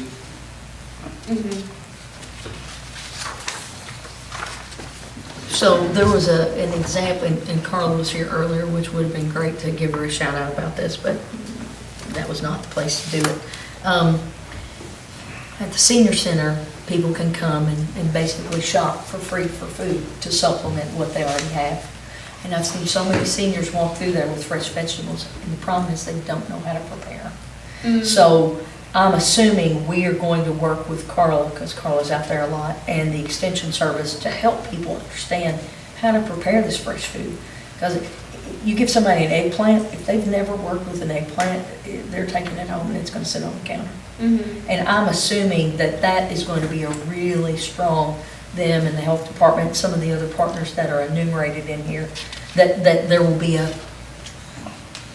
kind of a blown out section, because I don't know if it's page limited. You know, when I did them, they'd page limit your grants and they tell you margins, because they're looking at ways to throw out 50 applications so they don't have to read through them. Tammy knows that.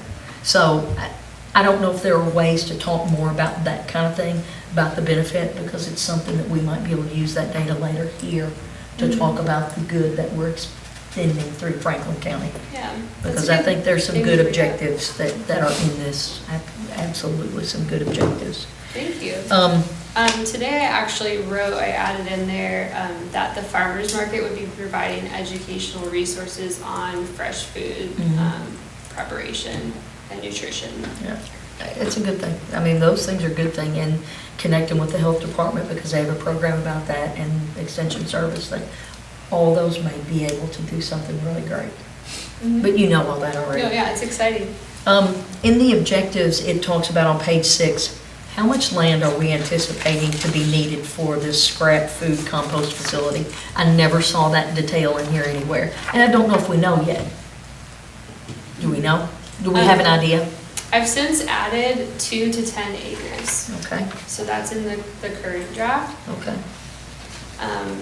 We don't have a specific site in mind yet, but luckily that wasn't a prerequisite to apply. Just the amount, okay. And then I guess one of the last things I've got is on page 12 and what we're looking at. Is there some expectation that grant funds are gonna fund 100% of this effort going forward? Or the county needs to set aside a portion of funds? We need to start thinking about that as we budget, if we're fortunate enough to get this. Yes. Because I don't know what plans are in place. If we don't get the grant past 2027, we need to start thinking about that now. It's in section 6, self-sustainability. Yep, there and was, it's- yes, that should be on, it was on page 12 in this. Okay, And it gotcha. talks a little bit about that. Okay. It's more detailed, the draft is now, but Okay. the goal is that every year after this project is over, it's 2 years from the USDA of funding. And then moving forward, I would apply for funds to maintain this facility and keep the operator through the Kentucky State Composting Grant. They've been really generous with us in the past. We got the grapple truck through them. And so I think there's a lot of funding available with the state. And so every year with the state, I'm going to apply for whatever we need with this facility through the state grant. Okay. The goal is to not have it be a county budget line item. That's great.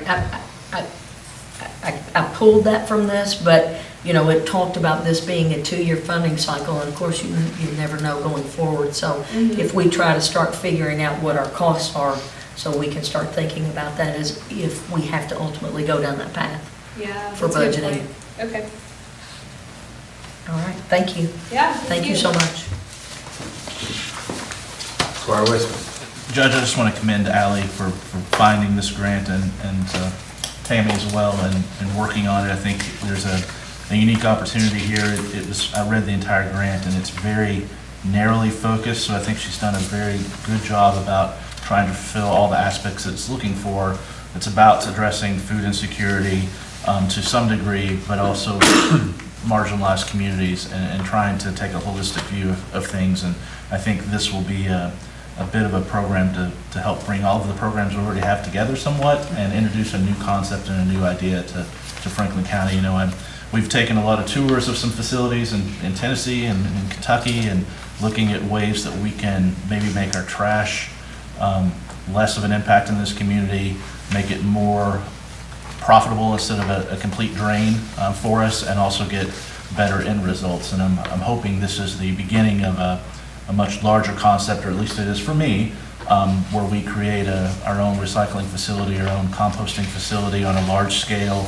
And there's some neat equipment that Ally has drafted into this program, this pilot, if you will, that I think will introduce larger concepts to the community and give us some equipment that we can run from there on and expand upon. So I'm also hoping that we've already had some discussions, we take an active look at acquiring some land that could be expanded for this type of operation. Right now we have, a leased situation to do our existing composting, but I hope that we can take a more holistic view as a body to expand greatly beyond this. And thankfully we're going to get to do it through Ally's position and her skill set she's bringing to this court. So thank you for all I know you've put countless hours in this and our situation with our host contract right now. So and additional hours beyond what you're doing day to day, I know, so thank you. Yeah, thank you guys. It's exciting. All righty, thank you, all great conversations. Ally, next agenda item? Yep, the next one is authorization, you guys are familiar with this one, to apply for the Division of Waste Management, the DEP's litter grant. Every year they give us funding based on the number of county road miles that we have. It's a great program. The schools and very good program. Yeah. Any questions for Ally on this agenda item? Could you tell us how we've done this year? Have we spent all of our dollars? Just I think we're in the 20,000s right now, and then I have groups slated to pick up litter until the first weekend of November. Terrific. We're slated to spend it all. Great.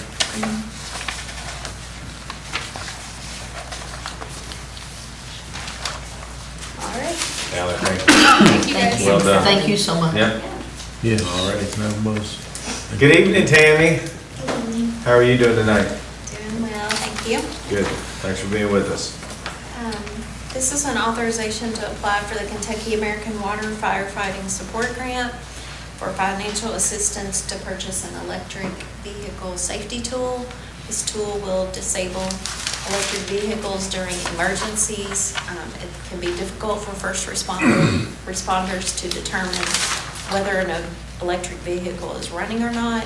This tool will take them through a process where they can safely turn off all the necessary electronics. Question on this agenda item, Tammy? All right, seeing none, let's keep going.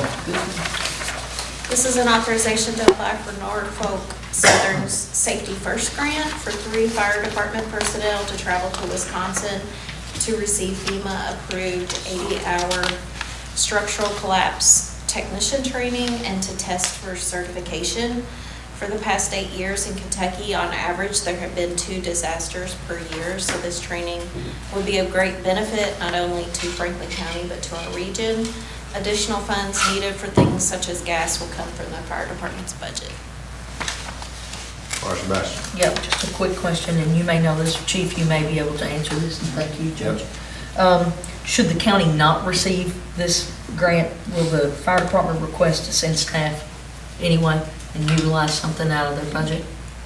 We don't have the funds in this year's budget. Yeah, I was talking with Emergency Management Director Kenny today. He said that there may be another option as well if we didn't fall through, if this grant fell through for some reason. Yep. I'm hoping we'll be successful with it. I believe the city utilized this grant to send some of their people for the same training last year, I believe it was, so we just kind of mirrored that, so. They're a great resource. Yeah, I didn't recall us having anything in there, but certainly within your budget, if there's something that you need, you can switch line items and do certain things. I just didn't know if there was a thought about that, if you felt that it was that much of a need if we didn't get the grant, that you may be looking at doing that to send somebody, or wait until next year. Just didn't know. Thank you. Any other questions on this item for Tammy or Chief? So one more, Tammy? Yep. This is an authorization applied for the CSX Pride in Service Grant to fund the removal of the fire department's current foam, properly dispose of it and replace it with a newer, safer foam. The estimated cost to do all of that is approximately $20,000. If we could get rid of the catcher from this foam, I think it's 100% go. Absolutely, that's a great thing. Yep. Absolutely. We just found through some research, some foams that have come out that are more rated for the alcohol in the Squire area. So that's always been the hang-up. We have so much alcohol in the community, we still had to have something that can battle those. Yep. Great. Sadly, we've seen it come into play. Tammy, thank you very much. Sadly. Hey, Chief, before you get started, I was just curious if Squire Tanner's been out riding around anymore since the last trip. I haven't got any phone calls. Squire Tanner, you been out on the fire truck lately? Not lately, I lost my hat. I still have the pink one. I'll bring you the pink one. He wears it when he sits. All right, go ahead, Chief. So this item is authorization to award a bid for fire department education equipment. This was in this year's budget, and we are trying to get ahead of the curve. We got a new engine supposed to arrive this fall.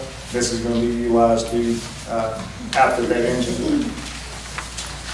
That, the bid did fall within the amount we expected for budget. Questions for Chief on this one? Yeah, I'm Chief, curious, go ahead, Scott. sorry, there was the single battery tool service for an additional 510, but it doesn't reflect that in the purchase desire. Correct. So, I something- contacted the vendor, and in their warranty, the bid described if there is a service that is required to maintain warranties.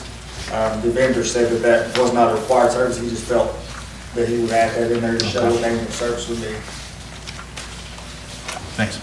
Chief, do y'all have anything similar to this now? I mean, I'm assuming this is because it's kind of. We do, that's kind of the way the grant, or the bids were written, because we already have these tools. We want to make sure everything we have is interchangeable, interoperable.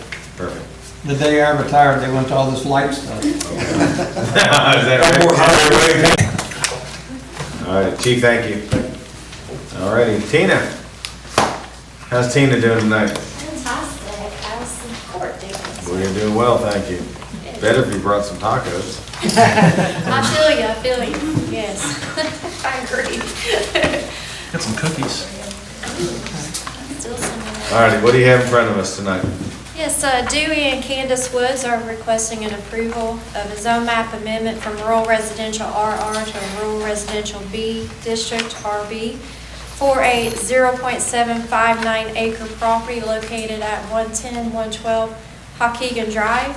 The tract is more specifically identified as PVA map number 049-20-03-002.00 and 049-20-03-002.01. The Planning Commission did recommend approval of this request.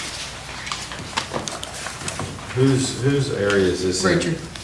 Okay, Squire Tanner, have you got any calls, or do you have any? I have no calls concerning this rezone, at all, not one. Squire Sebastian. Thank you, Judge. Thank you for being with us. And I want to lavish praise on your supervisor for kind of spreading the wealth to everybody so that staff can demonstrate how great a job they do at their jobs. Thank you so much. So it appears from reading this that the health department, as a member of the team, shared a recommendation for 112 Waukegan to connect to the Frankfurt City Sewer. Okay, so is the staff recommendation kind of predicated on that? Because right now there's that issue with. Hold on before you answer. Do you know if that was part of the record before? It is part of the record. It's in here. And so. It's okay. Yeah, I'm not trying to get anybody in trouble If it's here. part of the record, if you want to say that that was part of the record, that would probably be I the most didn't, prudent thing to and you do as know, I opposed to write having down potential stuff testimony. on what page everything's on, and that's the one thing I didn't write down on page 14B. These P and Z things tend to get us in trouble. They do. So like I said, if it's something in there that you would like to share with the rest of the court, that'd be fantastic. However, I would be very cautious in getting her to potentially testify. Squire, where are you looking for that? I'm gonna ask a question, okay? So you made the comment, just so everybody watching, that the planning commission voted in favor of this. Yes, What was unanimously. staff's position on this? I recommended approval as well. Okay, thank you. While Squire Sebastian's looking for that, Squire Whistle. Judges, as always, I thought I would read the current zoning and the proposed, just so everyone knows. I like to do that so people on camera can know what the request is, and maybe often it answers questions for people, right? Yep. The current zoning for this parcel, or potentially two parcels, is rural residential, RR district. The district is intended to establish and preserve a quiet, single-family home neighborhood free from uses except those which are convenient and compatible with the residences of such neighborhood. This district is intended to be a very low density and will customarily be located in areas where public sewer facilities are not planned or available. The counter to that is the proposed zoning, rural residential B district, and I think this will answered Sebastian's question maybe a little bit there too. It is the intent of this district to establish and preserve a single-family, quiet home neighborhood free of other uses except those which are convenient and compatible with residences of such neighborhood. The district is a medium-density, single-dwelling district which requires a full range of community facilities, including public sewers and approved public treatment facilities. So the obvious difference between those two being connectivity to sewers. Okay, thank you, Squire, and Squire Sebastian, I believe. has Thank you, I did, I found it. Yep, perfect. It Great. was in the engineer at the sewer department where he enumerated that 112 is believed to be connected to the existing septic tank on 110. And he was clear in saying 112 should connect to the public sewer as soon as possible. And then he goes on to talk about that. And then there's some comment from the health department where he says the county health department should force a connection for 112. So I'm reading directly from the record, which is why I asked the question about being predicated, because we all know that RB is a much smaller lot than RR. We're all clear on why it's going from RR to RB. But there's some data in here that specifies some actions to happen based on them having a joint connection to a septic tank, which is, we all know, is a no-no. I'm sure that could be rectified in the development plan stage. Yep. This is a hearing, well, this is for the rezoning. Yeah. Okay, so, yeah. The zoning requires it. Yeah, it's gonna I'm happen. hesitant to say much about That's it. why I said it's gonna Yeah. be predicated on that, because that, to me, is the linchpin of the whole thing, based on what's in the report here. Well, I'm just bringing items that are in the record out into the public so that we're all clear on the why. Any other questions for Tina on this agenda item? Afraid to ask anything, but I don't need to. Tina, thank you very much. Thank you so much. Y'all have a good evening. I guess the question would be, is this one in which the court wants to have a hearing on, or base it on the record? Finding the facts is it's. Well, I'm just saying up or down, does the court want to have their own hearing? Or is it a situation where they want to base it off the records of the planning and zoning commission? Squire Taylor, what's your I thought just on that, think we because need it's to your move district? forward without a hearing today. Good. Sure. Okay. Yeah, I'm If that's the absolutely will of sure. the court, then I I think agree that's with what you. Yep, really needs to be. perfect. And this would be a first reading, I agree that Yep. it's fairly cut and dry. Yep. One, Good. Judge, can I make a comment sort of related to this, but it makes me think, I was reading this and looking at the zoning, and maybe this is a bit of new business, but it seems this whole subdivision that's right there was developed prior to our zoning code, and maybe we need to think about the zoning. This sort of brings some things to light in our comprehensive update, if it hasn't been. I'd just like to ask staff to maybe look at that now that you've had fresh eyes on a similar situation that may have impact on the larger neighborhood. So, Sure. Tina, great job, thank you. Thank you so much. Okay. Thank you. Alrighty, next we have Amy. How you doing this evening, Amy? Great. Good, thanks for being here. So if you'll remember, during our budget, we allocated $100,000, the LATCF funds to cover sheriff vehicles.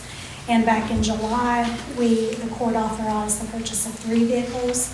There was a remaining balance, and he is asking for that balance to cover siren boxes for those vehicles. man, he's good at Questions on using, Amy? Forget this one? he's good at using every penny. Yeah. Yep. Alright, next. So the purpose of the next agenda item is to set our 2024 real and personal property and the 2025 motor vehicle and watercraft tax rates. DLG computed a compensating rate of 18.2 cents per $100. This rate will generate the same revenue as last year. By assessing a rate of 18.4 cents per $100, the county can generate an additional $73,175. If we were to assess the 4% increase to 18.9 cents per $100, this would increase the revenue by $256,112. The difference between the current rate and the 4% rate is $132,937. I've also included in your packet a history of the tax rates from 2018 to 2023. Thank you, Amy. And before we open that up for any questions, I do want the court to know that we have asked our PVA, Will Rhodes, to join us in the room tonight, because it seems like every time we talk about these things, questions come up about PVA, where it's at, what it's doing, how it's doing it, how the rates are coming in. Will, why don't you go ahead and come up with Amy there for a minute? Amy, if you don't mind. And I know you and I talk all the time, but maybe just kind of let the court know where your office is, how things are going in Franklin County with a lot of what Amy's talking about. Right. Yeah, thanks for having me tonight. So what you all have to set this tax rate, and Amy, correct me if I'm wrong, is about 100 million more than it was the previous year as far as year over year on real property. And what that represents is just the market. That is not any more assessments being done. So watching previous court meetings, I think it was a concern that somebody's going to get hit with a big whopper. You know, I came into office in late November of 23. The tax rates you are seeing, or the assessment on real property, is as of January 1st of 23. So what you have there is kind of, it's just purely market. The quad has not been worked for this tax rate season. It's being worked currently, as well as just seeing some other stuff out there that has been kind of chronically underassessed. So I expect this number for which you to base your tax rate on next year to be larger than what it is now, which in a perfect world would mean a tax reduction.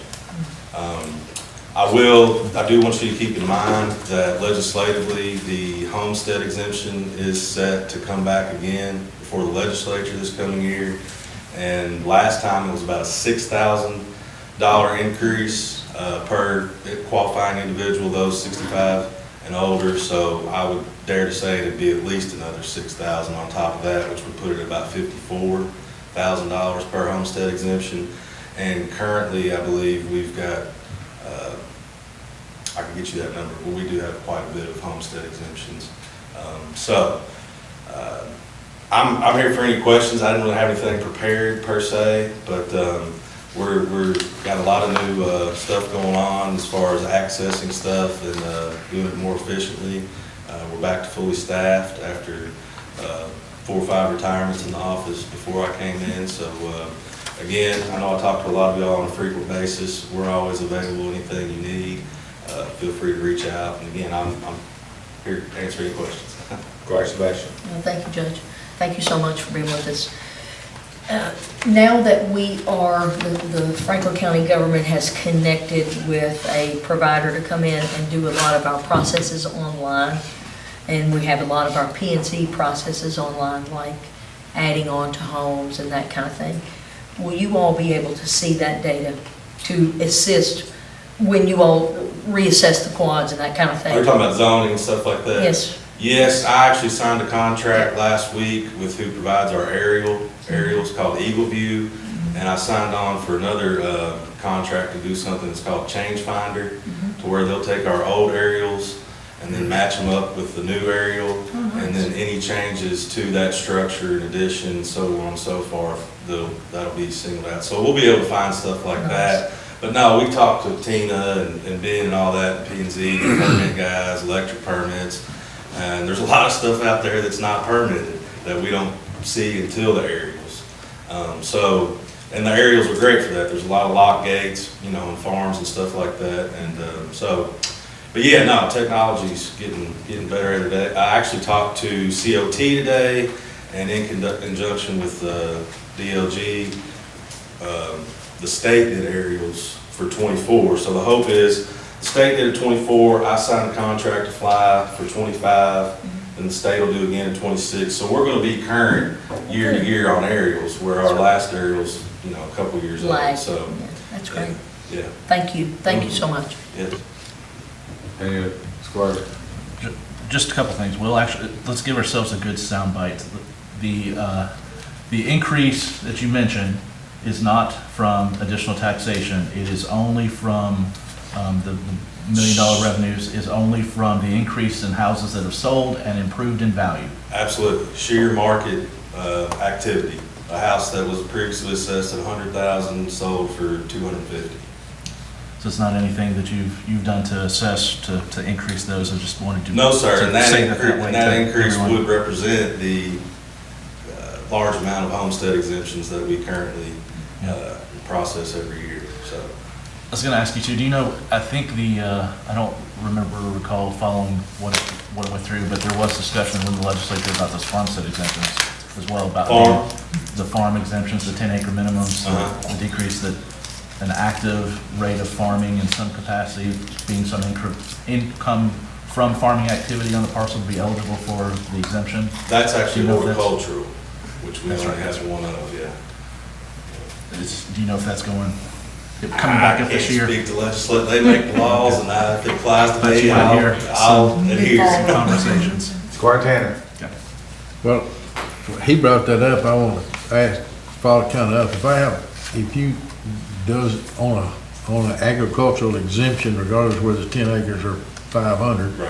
do you not carve out the home and tax Yeah, it's two it? separate things. The land, anything over 10 acres is then, it's assessed at a fair cash value. Yes, but then it's But not. then the farm exempt, the ag exemption is based on soil. So tillable land is taxed So that, less or so more, that excuse the me, the homestead or the home that's on It the only property affects the parcel, or the home. is assessed and taxed at the home value, not the farm. You can assess an improvement on a farm and it wouldn't affect the land, just the Just the home. building, okay. Correct. The other thing I have is an opinion. Maybe I shouldn't say it, but don't hold me back most of the time. Let it fly. I appreciate my homestead exemption when you take a bunch of old retired people and give them an exemption, reduce their tax rate, and they put it on my grandchildren. Which I don't necessarily think that's the right thing. They're the one that can't afford it, not me. That's opinion. Already on that one. That's opinion, that's what I said. Well, I'll send you my tax bill if you want. Pardon? You want my tax bill? Yeah, I'll send it to you. No, I'll take your I'm happy exemption, to. take my bill. Well, Yep, thank you. Me too. You take Y'all mine. are gonna get it one of these days, and you ain't really gonna, You it's take not gonna mine. matter. You can have all mine. Alrighty. So Amy, I think we're good on that one. And again, Will, thank you. And thank you to the PBA, what y'all are doing for Franklin I County. did say it because was an opinion. It's making a difference. We're slowly getting there. Okay, Amy, next one. Were there any other questions on the rates that were on that? Yeah, Amy, actually, don't remember having, maybe I'm just oblivious, but don't remember having the discussion for motor vehicle or watercraft.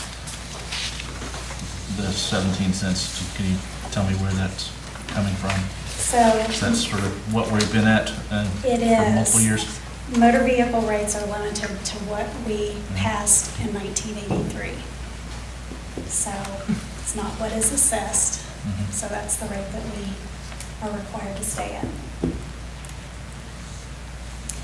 So the next agenda item deals with the insurance capital rate and the bank deposits. And both of these are, by statute, counties can impose these rates. The first one is the insurance capital. We can impose a tax of 15 cents on $100 of taxable capital domestic life insurance companies.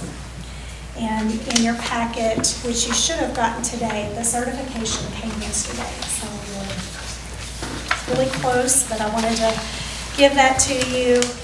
The chart shows previous year's assessments as well as rates.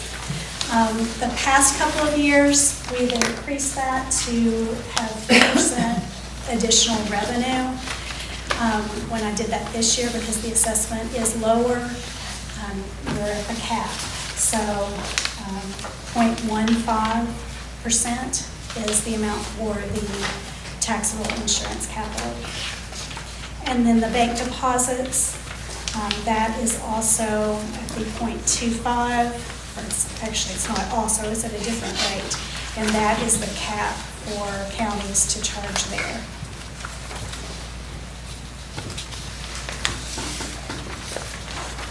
thank you, Amy. Any questions on this agenda item from the court? Clark-Kent? I don't have a question about the tax rate, but, do we approve both these tax rates on the same resolution? 18. I believe so. Okay, thank you. All ready?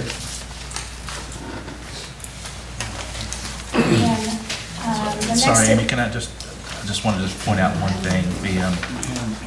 We're gaining about 75,000 in the property tax rate, right, but we're losing about 20 and some change on your 2023 to 2024 rates on this chart. So, is that the way I'm reading this, certified assessments?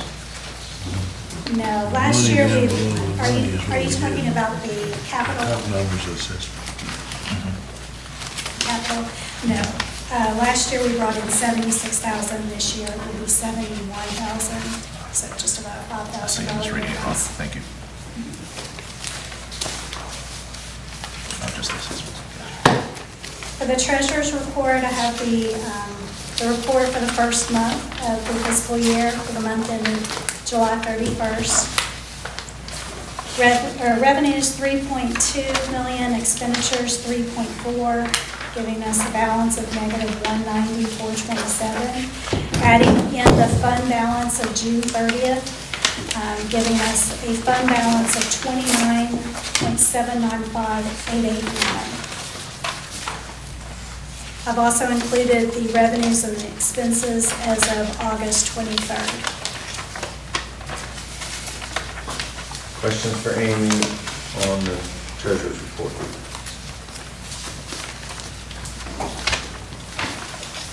All right, Amy, thank you very much. All right, payment of claims. Any questions for Kim on payment of claims? Give me a second, Judge, I'll have at least a comment. As far as Sebastian, you can go ahead while he's looking for that. I noticed on page 2, under 01-5080-411, there's some kind of cups from Walmart. Do we know what those are for? Which fund? Custodial supplies? Custodial supplies. Are we, I'm not sure, are we buying the when we hired the company, are we buying the custodial supplies that they use, or they furnish and everything? I think they furnish it. I mean, I would assume this is cups, maybe for some of the offices or something, like water cups. It's for the offices. Water cups and Well, stuff I like don't know, that. it's under custodial supplies. That's why I'm asking. Yeah, yeah. That's the only reason I was asking. Yeah, I don't think it's part of the contract now. I think this No, is it's not just part of the supplies contract. for buildings, yeah. Okay. Should it be under something else, Kim? I guess it's a question instead of custodial supplies. I can move it to the general office supply line for the county judge's office. Okay. Square Wisdom, did you find what you were looking for? Yeah, a few things, Judge. I just wanted to, I'd already asked Kim, but I wanted a clarification and had another thought on page 2, the McCracken County Tax Administration, and discrepancy or a mistake that we received funds and we're restoring those funds. Or do we have any interest earned that is that purely the amount that was remitted to us that we're remitting back? Were we purely, did we gain any interest that we get to keep? We didn't have them all. The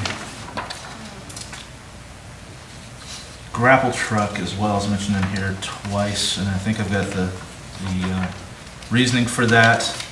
Page 2 of road fund bills, we have $41,625, and the grapple truck in the LGA funds, $61,028.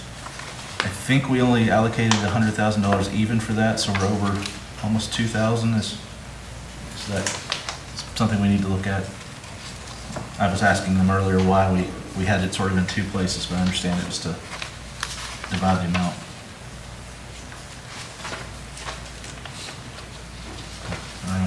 Yeah, no, I mean, I think Just to mention that. Yeah. The jail fund bills, and it was a mistake, but I just wanted to, for everyone's clarification, that any of the items that are just a 3 or 4 digit number, they don't have a decimal point, should all be .00, right, Kim? That it was just Right. And then I was concerned, something came to mind specifically about jail bills, that we have $7,000 worth of uniforms that were bought specifically for the SOAR program, or I think they were bought specifically for the SOAR program. I wish I could ask if they had stayed to inform us, but I was just thinking maybe we need to take a little time to talk with the jailer about what needs to be bidded and what doesn't.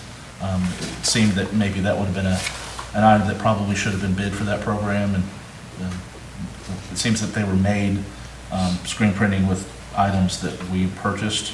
I'm taking it that way, I don't know, I don't have a description here, but I'm just concerned that maybe that should have been something we looked at. And then, On that note, I agree, but we still have to be careful. She's an elected official, so, I think having a conversation as far as, procurement and things like that would be a good thing, but. ultimately, we approve every expenditure still though, so if it's She not doesn't done follow. properly, we can not approve it, right?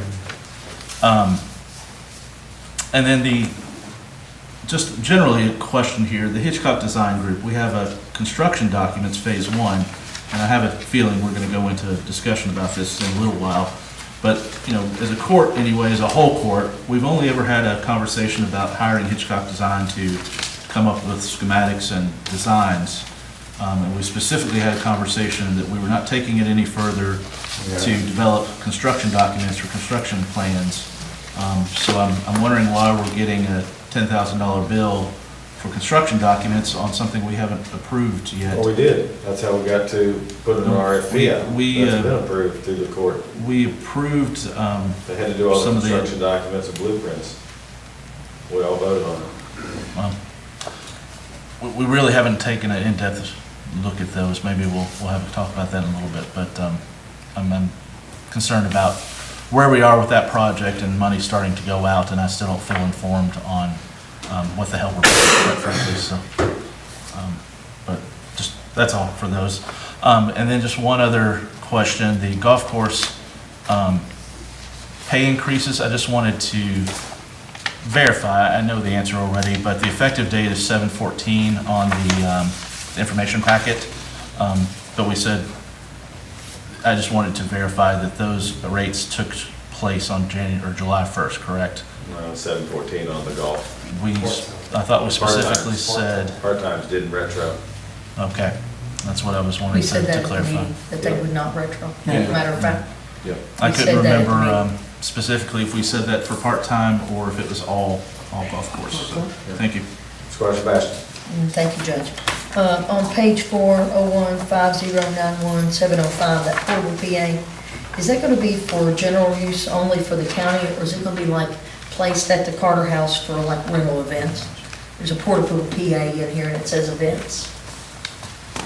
It can be used anywhere, So we can put it at, will it Absolutely. reside at the Carter House, so if somebody rents it, they can use it there? We haven't I'm thought just trying to about figure rentals. out. Yeah, it was one of those, we keep hearing from a lot of people, we don't tell the story enough. Mm-hmm. So we're gonna start doing ribbon cuttings for new developments and things like that, and try to bring some awareness to what the fiscal court's doing and things like that. So instead of renting things, so we talked to Andrew about that. So it's kind of something that can be used anywhere. I don't So necessarily county need. offices will use it, we won't Yes. place it at the Carter House? No, but any for events rentals we there. have, I got you. anything at the park, I don't see us like letting other people use it. Yeah, I was but just anybody. Trying to yes. see if that, because it said events, I just didn't Yeah. know what that meant down Yeah, there. yeah. Okay, and then I have one more on page 501-5401-586, the Clorox.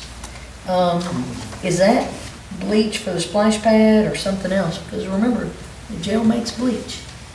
So we're buying $150 worth of Clorox. I do know, but if you remember when we looked into that jail bleach thing, like it's Yes. good for 24 hours. It's only good for a certain amount of time. It's Yeah, like so- 72 hours, something yeah, like that. So my question is, I guess the larger question with that is, I don't know if they use enough volume there is it the best place for it at the jail? Right. Since it was bought with county funds, should it be somewhere else centrally located where we can? My guess would be yes, because they're probably cleaning there all the I time. would presume so. But we'd have to ask the jailer, 'cause we've talked about that whole program, quote unquote, for years, and I think I'm with you. it wasn't well presented, I think, when we did it, but, It was clearly not. yep. It was Any other clearly questions not. for Kim on payment of claims? Alrighty, we're gonna keep moving. Authorization to go into closed session for KRS 61.810, 1B, deliberations on the future acquisition or sale of real property by a public agency, but only when publicly likely effective value of a specific piece of property to be acquired, public use and sold at public auction.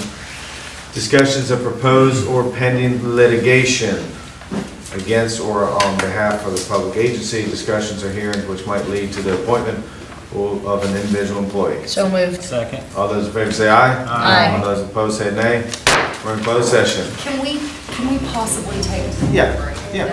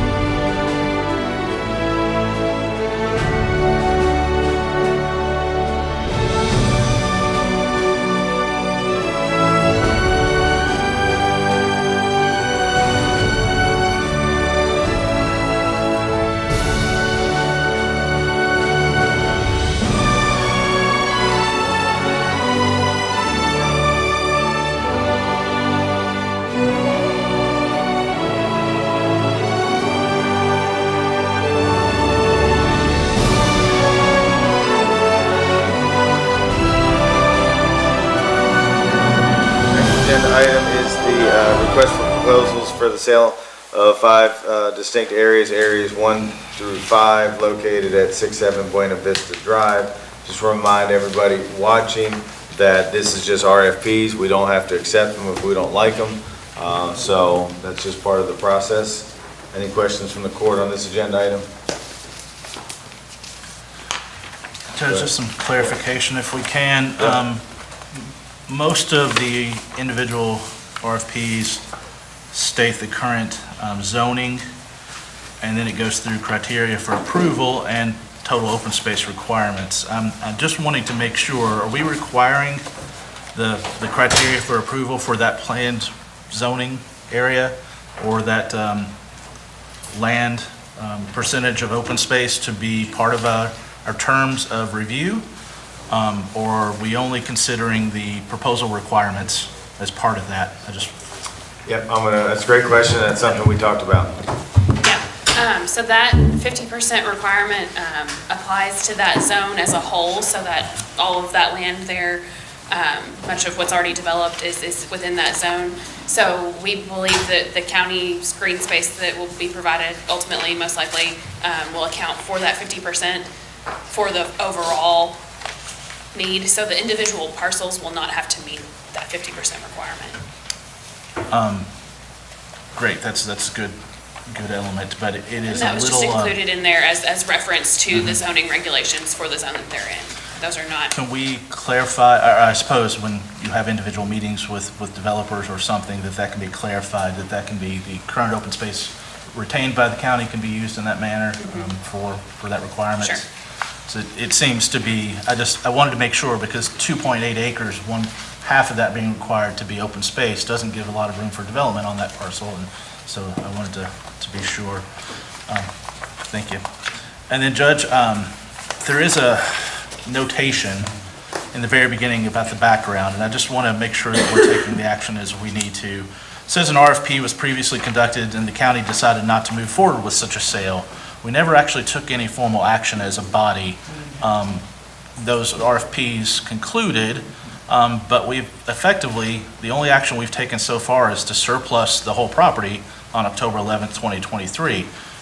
I'm kind of of the opinion, and I guess I'll ask, should we take some other action as part of putting out this RFP to rescind that previous surplus and instead surplus these individual parcels? Or I don't see that here, and I'm just wondering if we should maybe take that action because it counteracts an action we already took. We can ask the council, but I know when we talked about it, he said, I guess, them expiring because of the date on them was the same. I think he's asking a different question. We surplus the entirety of the 130 some acres, and at this point, we're surplusing a different amount and saying that we're going to retain the rest. I kind of think we need to take action to preempt that last action and do this instead, and I don't see that as part of this.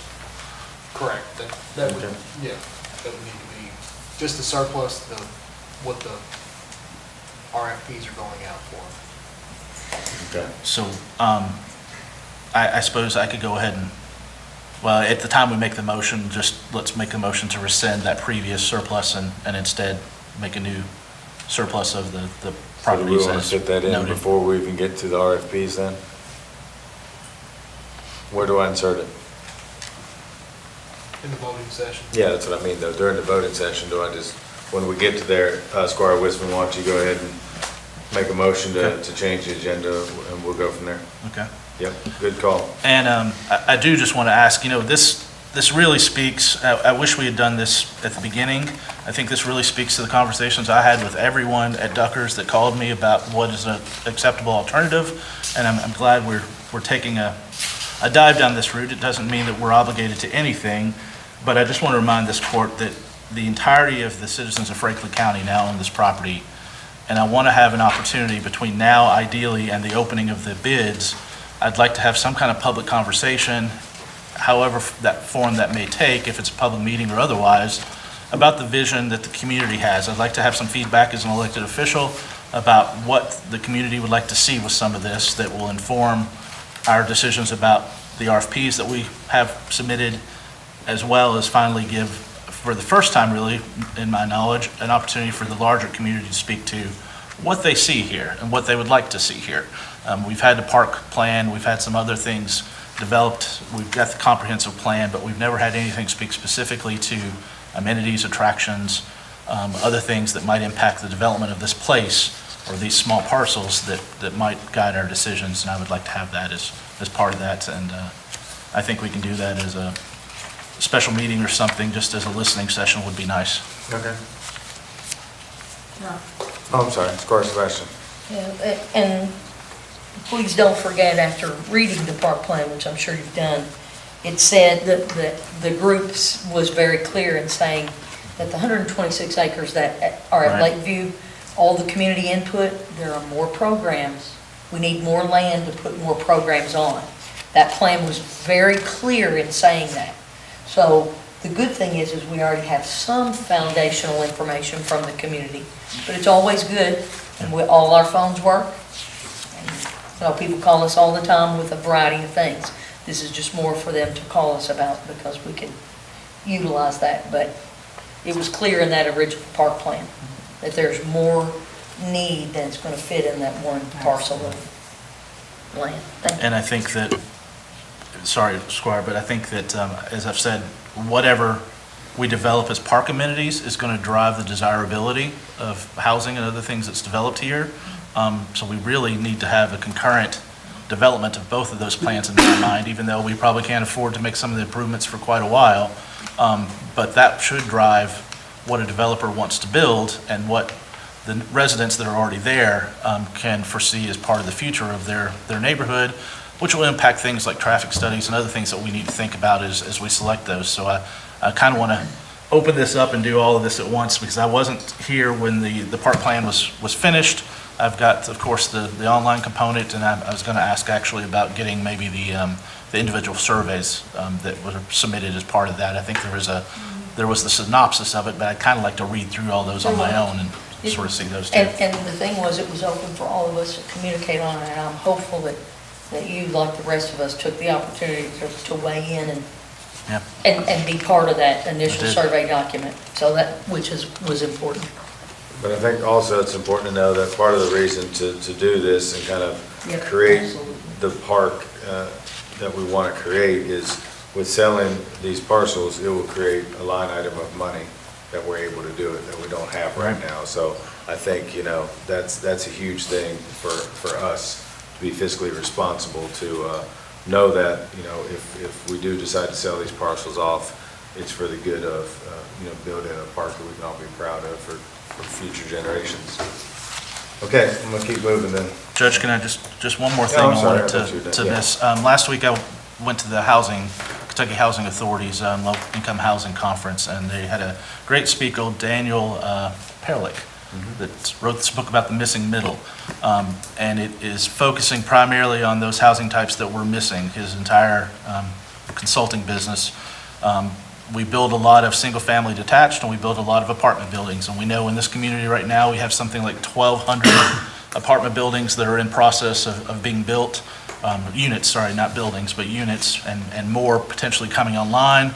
And we have some higher-end housing developments that are being built out. We don't have those individual things where either young families can buy a first-time home or elder, single folks can downsize into smaller scale.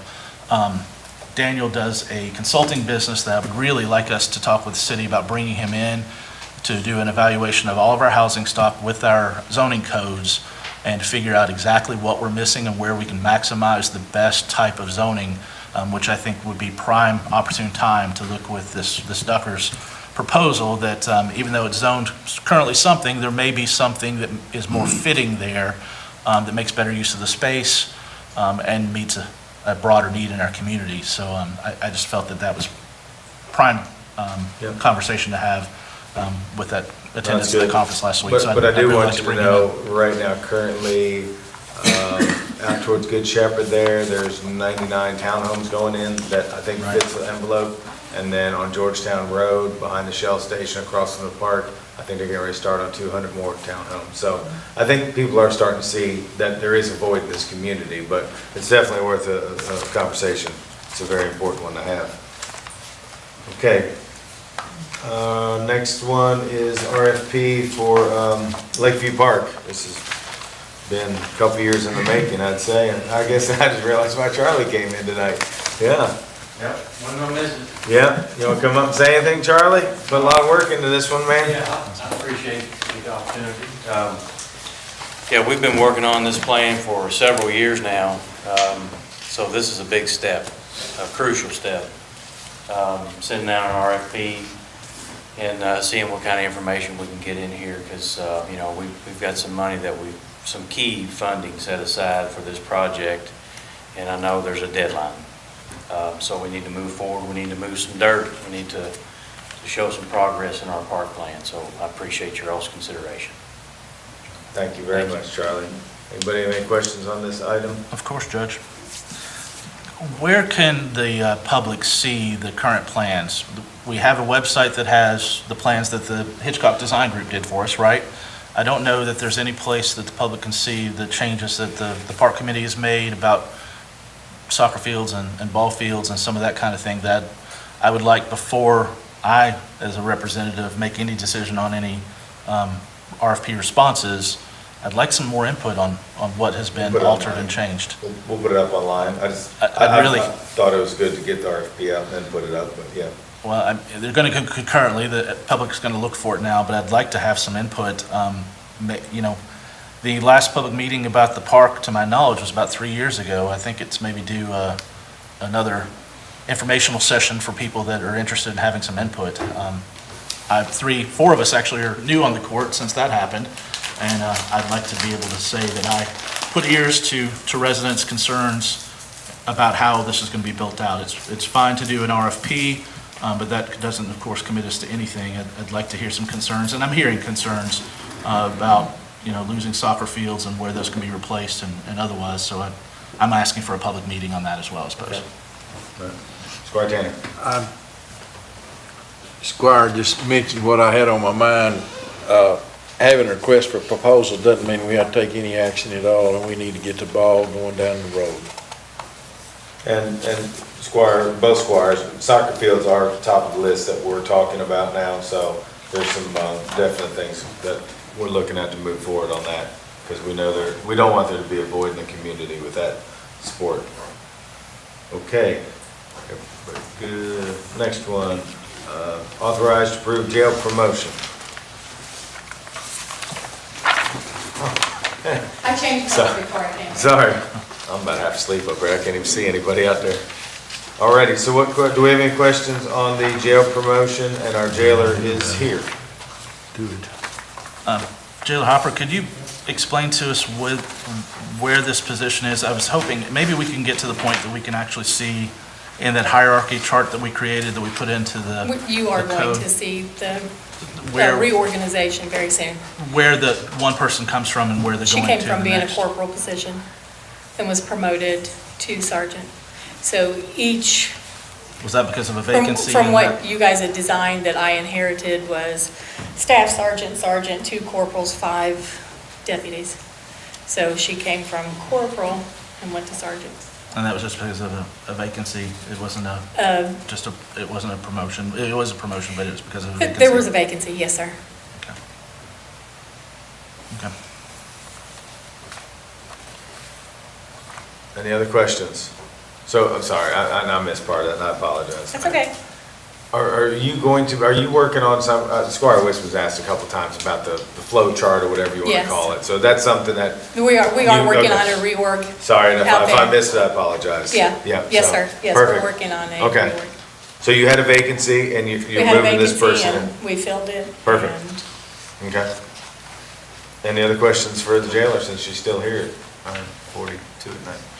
I think I'm going to be on the next item too, other business. Surprise. The advertisement, do we want to, Yes. the advertisement for the concrete Oh, was advertised yeah, correctly? Sorry, yes, we're going there. That Okay, was I just want to make sure there's surprise. nothing else on this. We're done on this one? Okay, so let's flip back to the agenda item where we had a discrepancy on the bid, number 4, item number 4. So we thought that it was not advertised correctly, but I'm assuming you all came back and realized what you advertised was what we all had all discussed.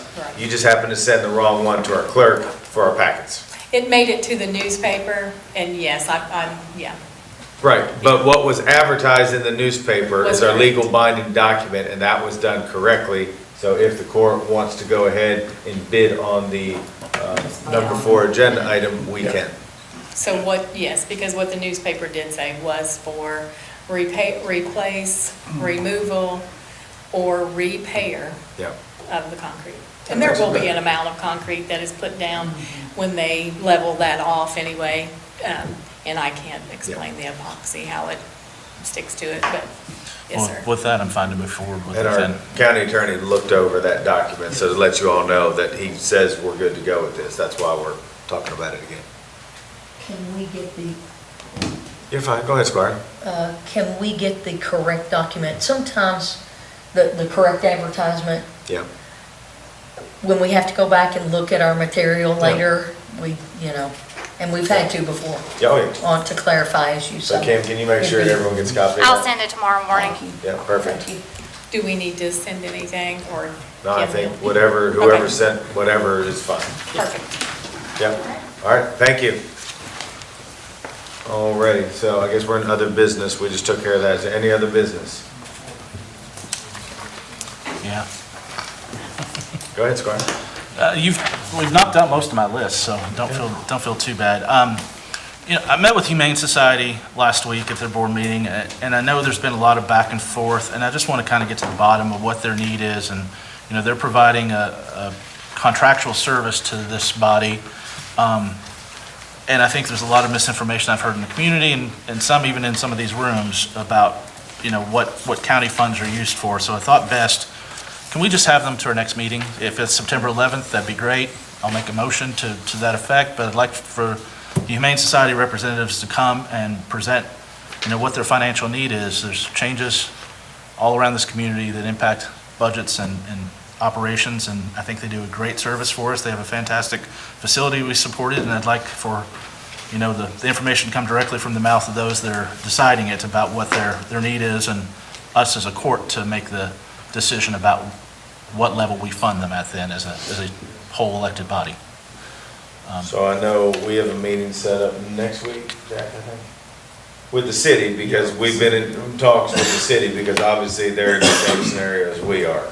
So we're trying to figure out, and we thought about even doing a joint meeting together with them to kind of talk the whole thing through. So, We have a contractual obligation as a county to do services regardless of what the city does, right? I would just like them to come and speak to us. We can ask questions. You know how those joint meetings don't seem to accomplish something sometimes, particularly in campaign seasons. I'd rather them come. I'm asking, I'll make a motion if I need to, and we'll see how it goes, but I would like them to come to our next meeting and represent what their request was. I don't feel like some of that information was received by all of us, maybe by mistake, but I certainly didn't get the initial letter about what their request was and why those funds were requested at that amount. That I'd like to review and debate them. what are the thoughts of the court? I know it's a hot topic, and that's why we're trying to just kind of do it with the city and as a partnership, but what are the thoughts? I don't believe I've seen a formal request from the Humane Society for the fiscal court. We have to deal with a contract between now and October, is that not correct? End of October, End of On that- October? Are they asking for a substantial change in it? $50,000 more. But I'm told, in the meeting, they would just like to sit and have a conversation with us and talk about what their need is and what we can do, and I think we owe them that. And I'm fine with that. the letter that I'm talking about is the one that they said they're going to cut services off to the county by October 1st. I hadn't seen that until a constituent sent it to me actually just recently, so I got some other information today, of course, though. Well, I don't have any problem with them coming, and if they're asking for 50,000 more than what we got budgeted, they're gonna have to make a sale for that. So maybe not just next week, but whenever, sometime.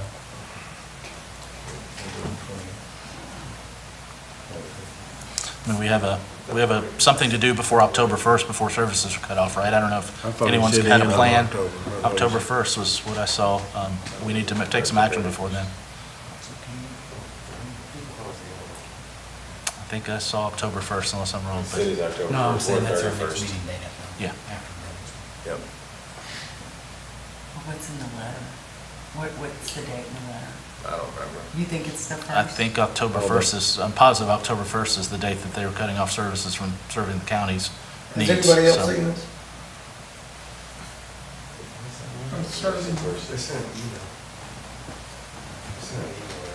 Yeah, they sent an email every day. They sent the email. I got that email, but there's another document I've seen that was reportedly What's the other sent to the document? county that I hadn't sent. I'll have to go back and find it, but it was effectively that they were not going to provide services. It was sent July 1st. They were not going to provide services to the county anymore, October 1st on.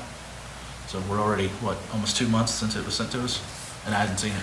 Well, and I was invited out this past week and went and watched a couple of surgeries and did stuff like that. It was really interesting, and I think what I learned from that is that, I think there was a mistake made when someone said, we're not going to ask for any more.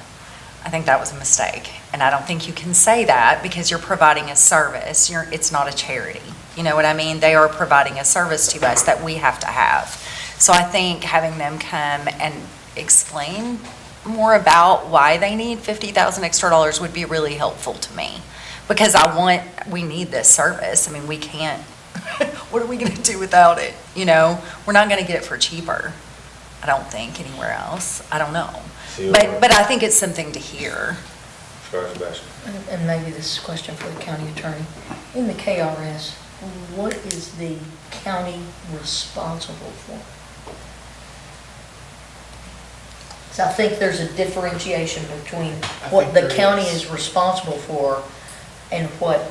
And I can have exactly what that is for I don't have the KRS sitting directly in front of me. Yeah, Human Society goes way But the above surgeries and those types of things are not what's covered under that All right. KRS. Okay. And so there is a differentiation in what the services they are providing and what And is what we have actually to pay. by statute that we have to do. All right. And so if you all would like me to get that together, I can definitely bring that to the I next. think that would be helpful because I think there is a legal responsibility. Correct. And then there is desire to do more than the legal responsibility elsewhere. I think Sounds that like. would be an accurate description. All right, thank you.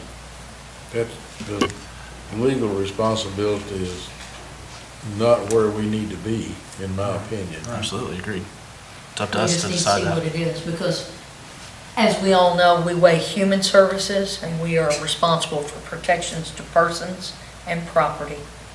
And that's what we do Well, with everybody's tax dollars. you can debate a long time, we debated long enough, so I don't wanna go down that road yet, but I can. Eric, do you have more on your list there? Just, let me just say, the letter was dated July 2nd, sent to the fiscal court here at this address. Says that because a new agreement has not been entered into, that they will not provide, they intend to provide notice that as of October 1st, 2024, the services and resources, including but not limited to facility use for dogs and cats for Franklin County, resources such as animal control or the Franklin County Sheriff's Department will be terminated, and a couple other paragraphs. So, I hadn't seen that, and I was concerned we're 2 months past when that was sent, and I don't know if we have a You solution. said it went to the fiscal court, you didn't get it? I did not get that, no, not until someone sent it to me. I don't remember receiving it. Oh, that letter. That was actually sitting on our desk when we came into a meeting. I remember it now. I remember some of it. Okay.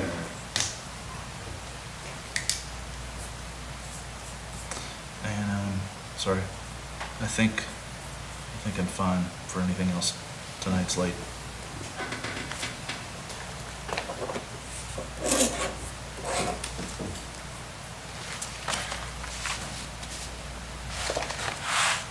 Are we good to go in the voting session?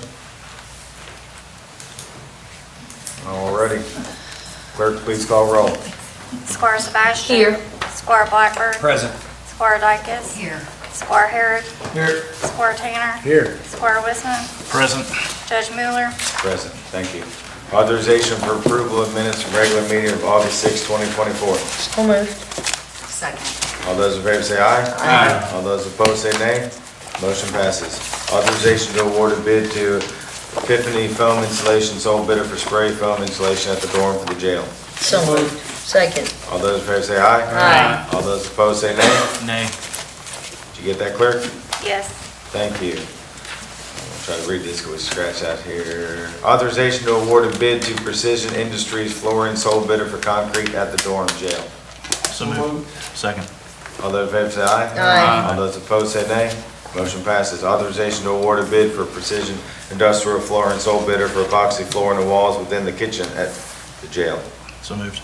Second. All those in favor say aye. Aye. All those opposed say nay. Motion passes. Authorization to approve a memorandum of understanding between Franklin County Sheriff's Office and Board of Education of Franklin County to provide school resource officers SRO services. So moved. Second. All those in favor say aye. Aye. All those opposed say nay. Motion passes. Authorization to receive the sheriff's 2023 tax settlement. So moved. Second. All those in favor say aye. Aye. All those opposed say nay. Motion passes. Or we rewrote this next one per the transportation guys. So authorization to approve a resolution approving projects recommended by District 5 maintenance staff of the Kentucky Transportation Cabinet for the 2024-2025 rural secondary program. So moved. Second. All those in favor say aye. Aye. All those opposed say nay. Motion passes. And again, I want to thank those guys for everything they do and girls for helping our roadways here in Franklin County. Authorization to approve a resolution authorizing the filing of an application for a composting and food waste reduction pilot program with the United States Department of Agriculture Office of Urban Agriculture and Innovative Production. So moved. Judge, can I have a point of order here Okay. before we move in further with that? I know there were some things that we discussed tonight about clarity, so we want to make sure that those items are very clear in there, because there's some, all right. Yep. Just want to be sure about that. Yep. I had a first, do I have a second? Second. All those in favor say aye. Aye. All those opposed say nay. Motion With passes. the items Yes, clarified. with the items clarified. Judge, can I just think, we had about a dozen people that have signed on to support that grant in some capacity, donating time and hours. Yep. I just want to thank all of them. It was pretty extensive that we've been working over the last couple of weeks with Ally to get enough people. Yeah, it's tied up everybody in that from thing. extension to soil conservation to some people at the city, so yeah, it's Yeah. definitely a team effort for the whole community. Authorization to approve a resolution authorizing the filing of an application with the Kentucky Energy and Environmental Cabinet Division of Waste Management for 2025 litter abatement grant funding. So moved. Second. All those in favor say aye. Aye. All those opposed say nay. Motion passes. Authorization to approve a resolution authorizing the filing of an application to Kentucky American Water Firefighting Support Grant Program for the Franklin County Fire Department. So moved. Second. All those in favor say aye. Aye. All those opposed say nay. Motion passes. Authorization to approve a resolution authorizing the filing of an application to Norfolk Southern Safety First Grant Program for the Franklin County Fire Department. So moved. Second. All those in favor say aye. Aye. All those opposed say nay. Motion passes. They'll run here. Authorization to approve a resolution authorizing the filing of an application to the CSX Pride in Service Grant for the Franklin County Fire Department. So moved. Second. All those in favor say aye. Aye. All those opposed say nay. Motion passes. Authorization to award a bid to Wine Rescue Equipment, sole bidder for fire department extraction equipment. So moved. Second. All those in favor say aye. Aye. All those opposed say nay. Motion passes. This is the first reading of ordinance amending the table of special ordinances, section 1, zoning map changes of Franklin County Code of Ordinances for a 0.759 acre tract located at 110 and 112 Waukegan Drive from rural residential RR to rural residential B RB district. The property is described in deed book 493, pages 771-774 in the office of the Franklin County Clerk, and further identified as PVA map number 049-20-03-002.00 and number 049-20-03-002.01. No vote will be taken at this time. Authorization to approve a resolution authorizing the expedition of the Local Assistance and Tribal Consistency Fund, LATCF, for the purchase of siren boxes for police vehicles for the Franklin County Sheriff's Department. So moved. Second. All those in favor say aye. Aye. All those opposed say nay. Motion passes. Authorization to approve a resolution relating to the 2024 Franklin County tax rates for real property and personal property, aircraft, watercraft, non-commercial, and 2025 tax rates for motor vehicle and watercraft. So moved. Second. All those in favor say aye. Aye. Can I explain my vote? Sure. I reluctantly vote yes because I think those rates are inadequate. But I reluctantly vote yes. Okay. Thank you, Squire. Not that that means anything. That's okay. Authorization to approve a resolution relating to 2024 Franklin County tax rate of insurance, capital, and bank deposits to be used for general government. So moved. Second. All those in favor say aye. Aye. All those opposed say nay. Motion passes. Authorization to receive treasurer's report. So moved. Second. All those in favor say aye. Aye. All those opposed say nay. Motion passes. Is there a motion to deny any claims? No motion was made. Let the record reflect claims are to be paid. Authorization to issue a request for proposals RFP for the sale and development of 5 distinct Area 1 located at 67 Buena Vista Drive. So moved. Second. All those in favor say aye. Aye. All those opposed say nay. Motion passes.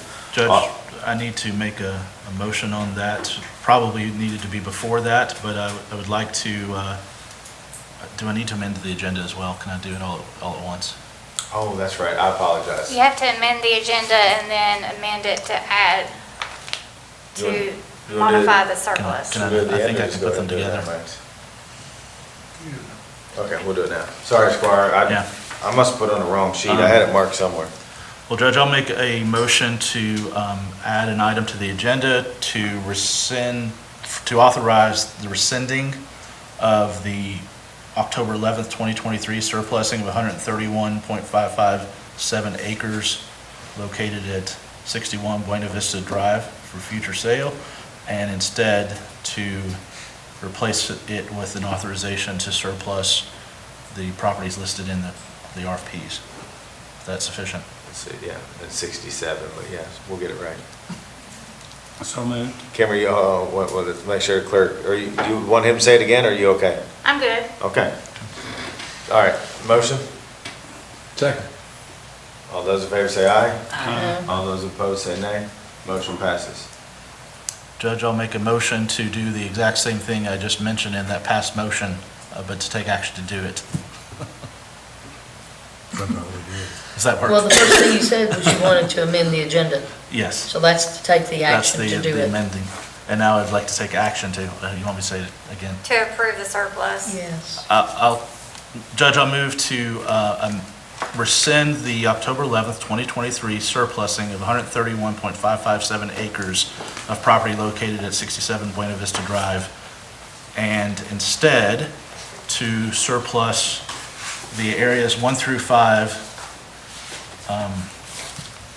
designated in the August 28th, 2024 abstract for RFP of the same address. Does that make sense? You may not want to say instead. You want to do one and you want to do the other. Do we need to make two? No, you can do them together. Kimber, you okay on You just that? can't say. Yeah, I'm good. Yeah, say them both Instead at of the the same other. time. Second. Is a motion made? Is there So a second? moved. Second. All those in favor say aye. Aye. All those opposed say nay. Motion passes. Authorization, thank you, Squire. Authorization to issue a request for proposals RFP for the sale and development of Area 2 located at 67 Buena Vista Drive. No, you already voted on that. I did too? Squire Blackburn and Squire Dykus. Okay. Well, the park. All right, so We're we're on down number to 3 the then. next one. Back. Oh, we're doing each parcel We're doing individually. RFP? Yes. Okay, yeah. Okay. We are? Yes. Yeah. No, that's what I'm saying. I apologize, I thought it was all No, together. we have to do them all individually. So we're on 3. We're on 2. We're on two. Okay, gotcha. I was like, man, I could have sworn I had Y'all are that. confusing me Sorry. today. That's okay, at this yeah. point. I misunderstood. Too late. That's okay. So we're on Area 2. Okay. So moved. Second. All those in favor say aye. Aye. All those opposed say nay. Motion passes. Authorization to issue a request for proposals for the sale and development of Area 3 located at 67 Buena Vista Drive. So moved. Second. All those in favor say aye. Aye. All those opposed say nay. Motion passes. I can't talk, I'm sorry. Authorization to issue a request for proposals for the sale and development of Area 4 located at 67 Buena Vista Drive. Second. All those in favor say aye. Aye. All those opposed say nay. Motion passes. Authorization to issue a request for proposal for the sale and development of Area 5 located at 67 Buena Vista Drive. So moved. Second. All those in favor say aye. Aye. All those opposed, nay. Motion passes. This is a good one. Authorization to issue a request for proposal, RFP, for Phase 1 of the construction of 7 softball fields, concessions, batting cages, seating areas at Lakeview Park with the recommendations from Compass Municipality Advisors LLC and Stites and Harbin PLLC. So moved. Second. All those in favor say aye. Aye. All those opposed say nay. Present. Did you get that, clerk? Who did the present? Bushman. Motion passes. Authorization to approve the promotion of Faith Dutton to sergeant. So moved. Second. All those in favor say aye. Aye. All those opposed say nay. Motion passes. Authorization to adjourn. So moved. Second. All those in favor say aye. Aye. All those opposed say nay. Thanks, Court. That's everybody's. Yes.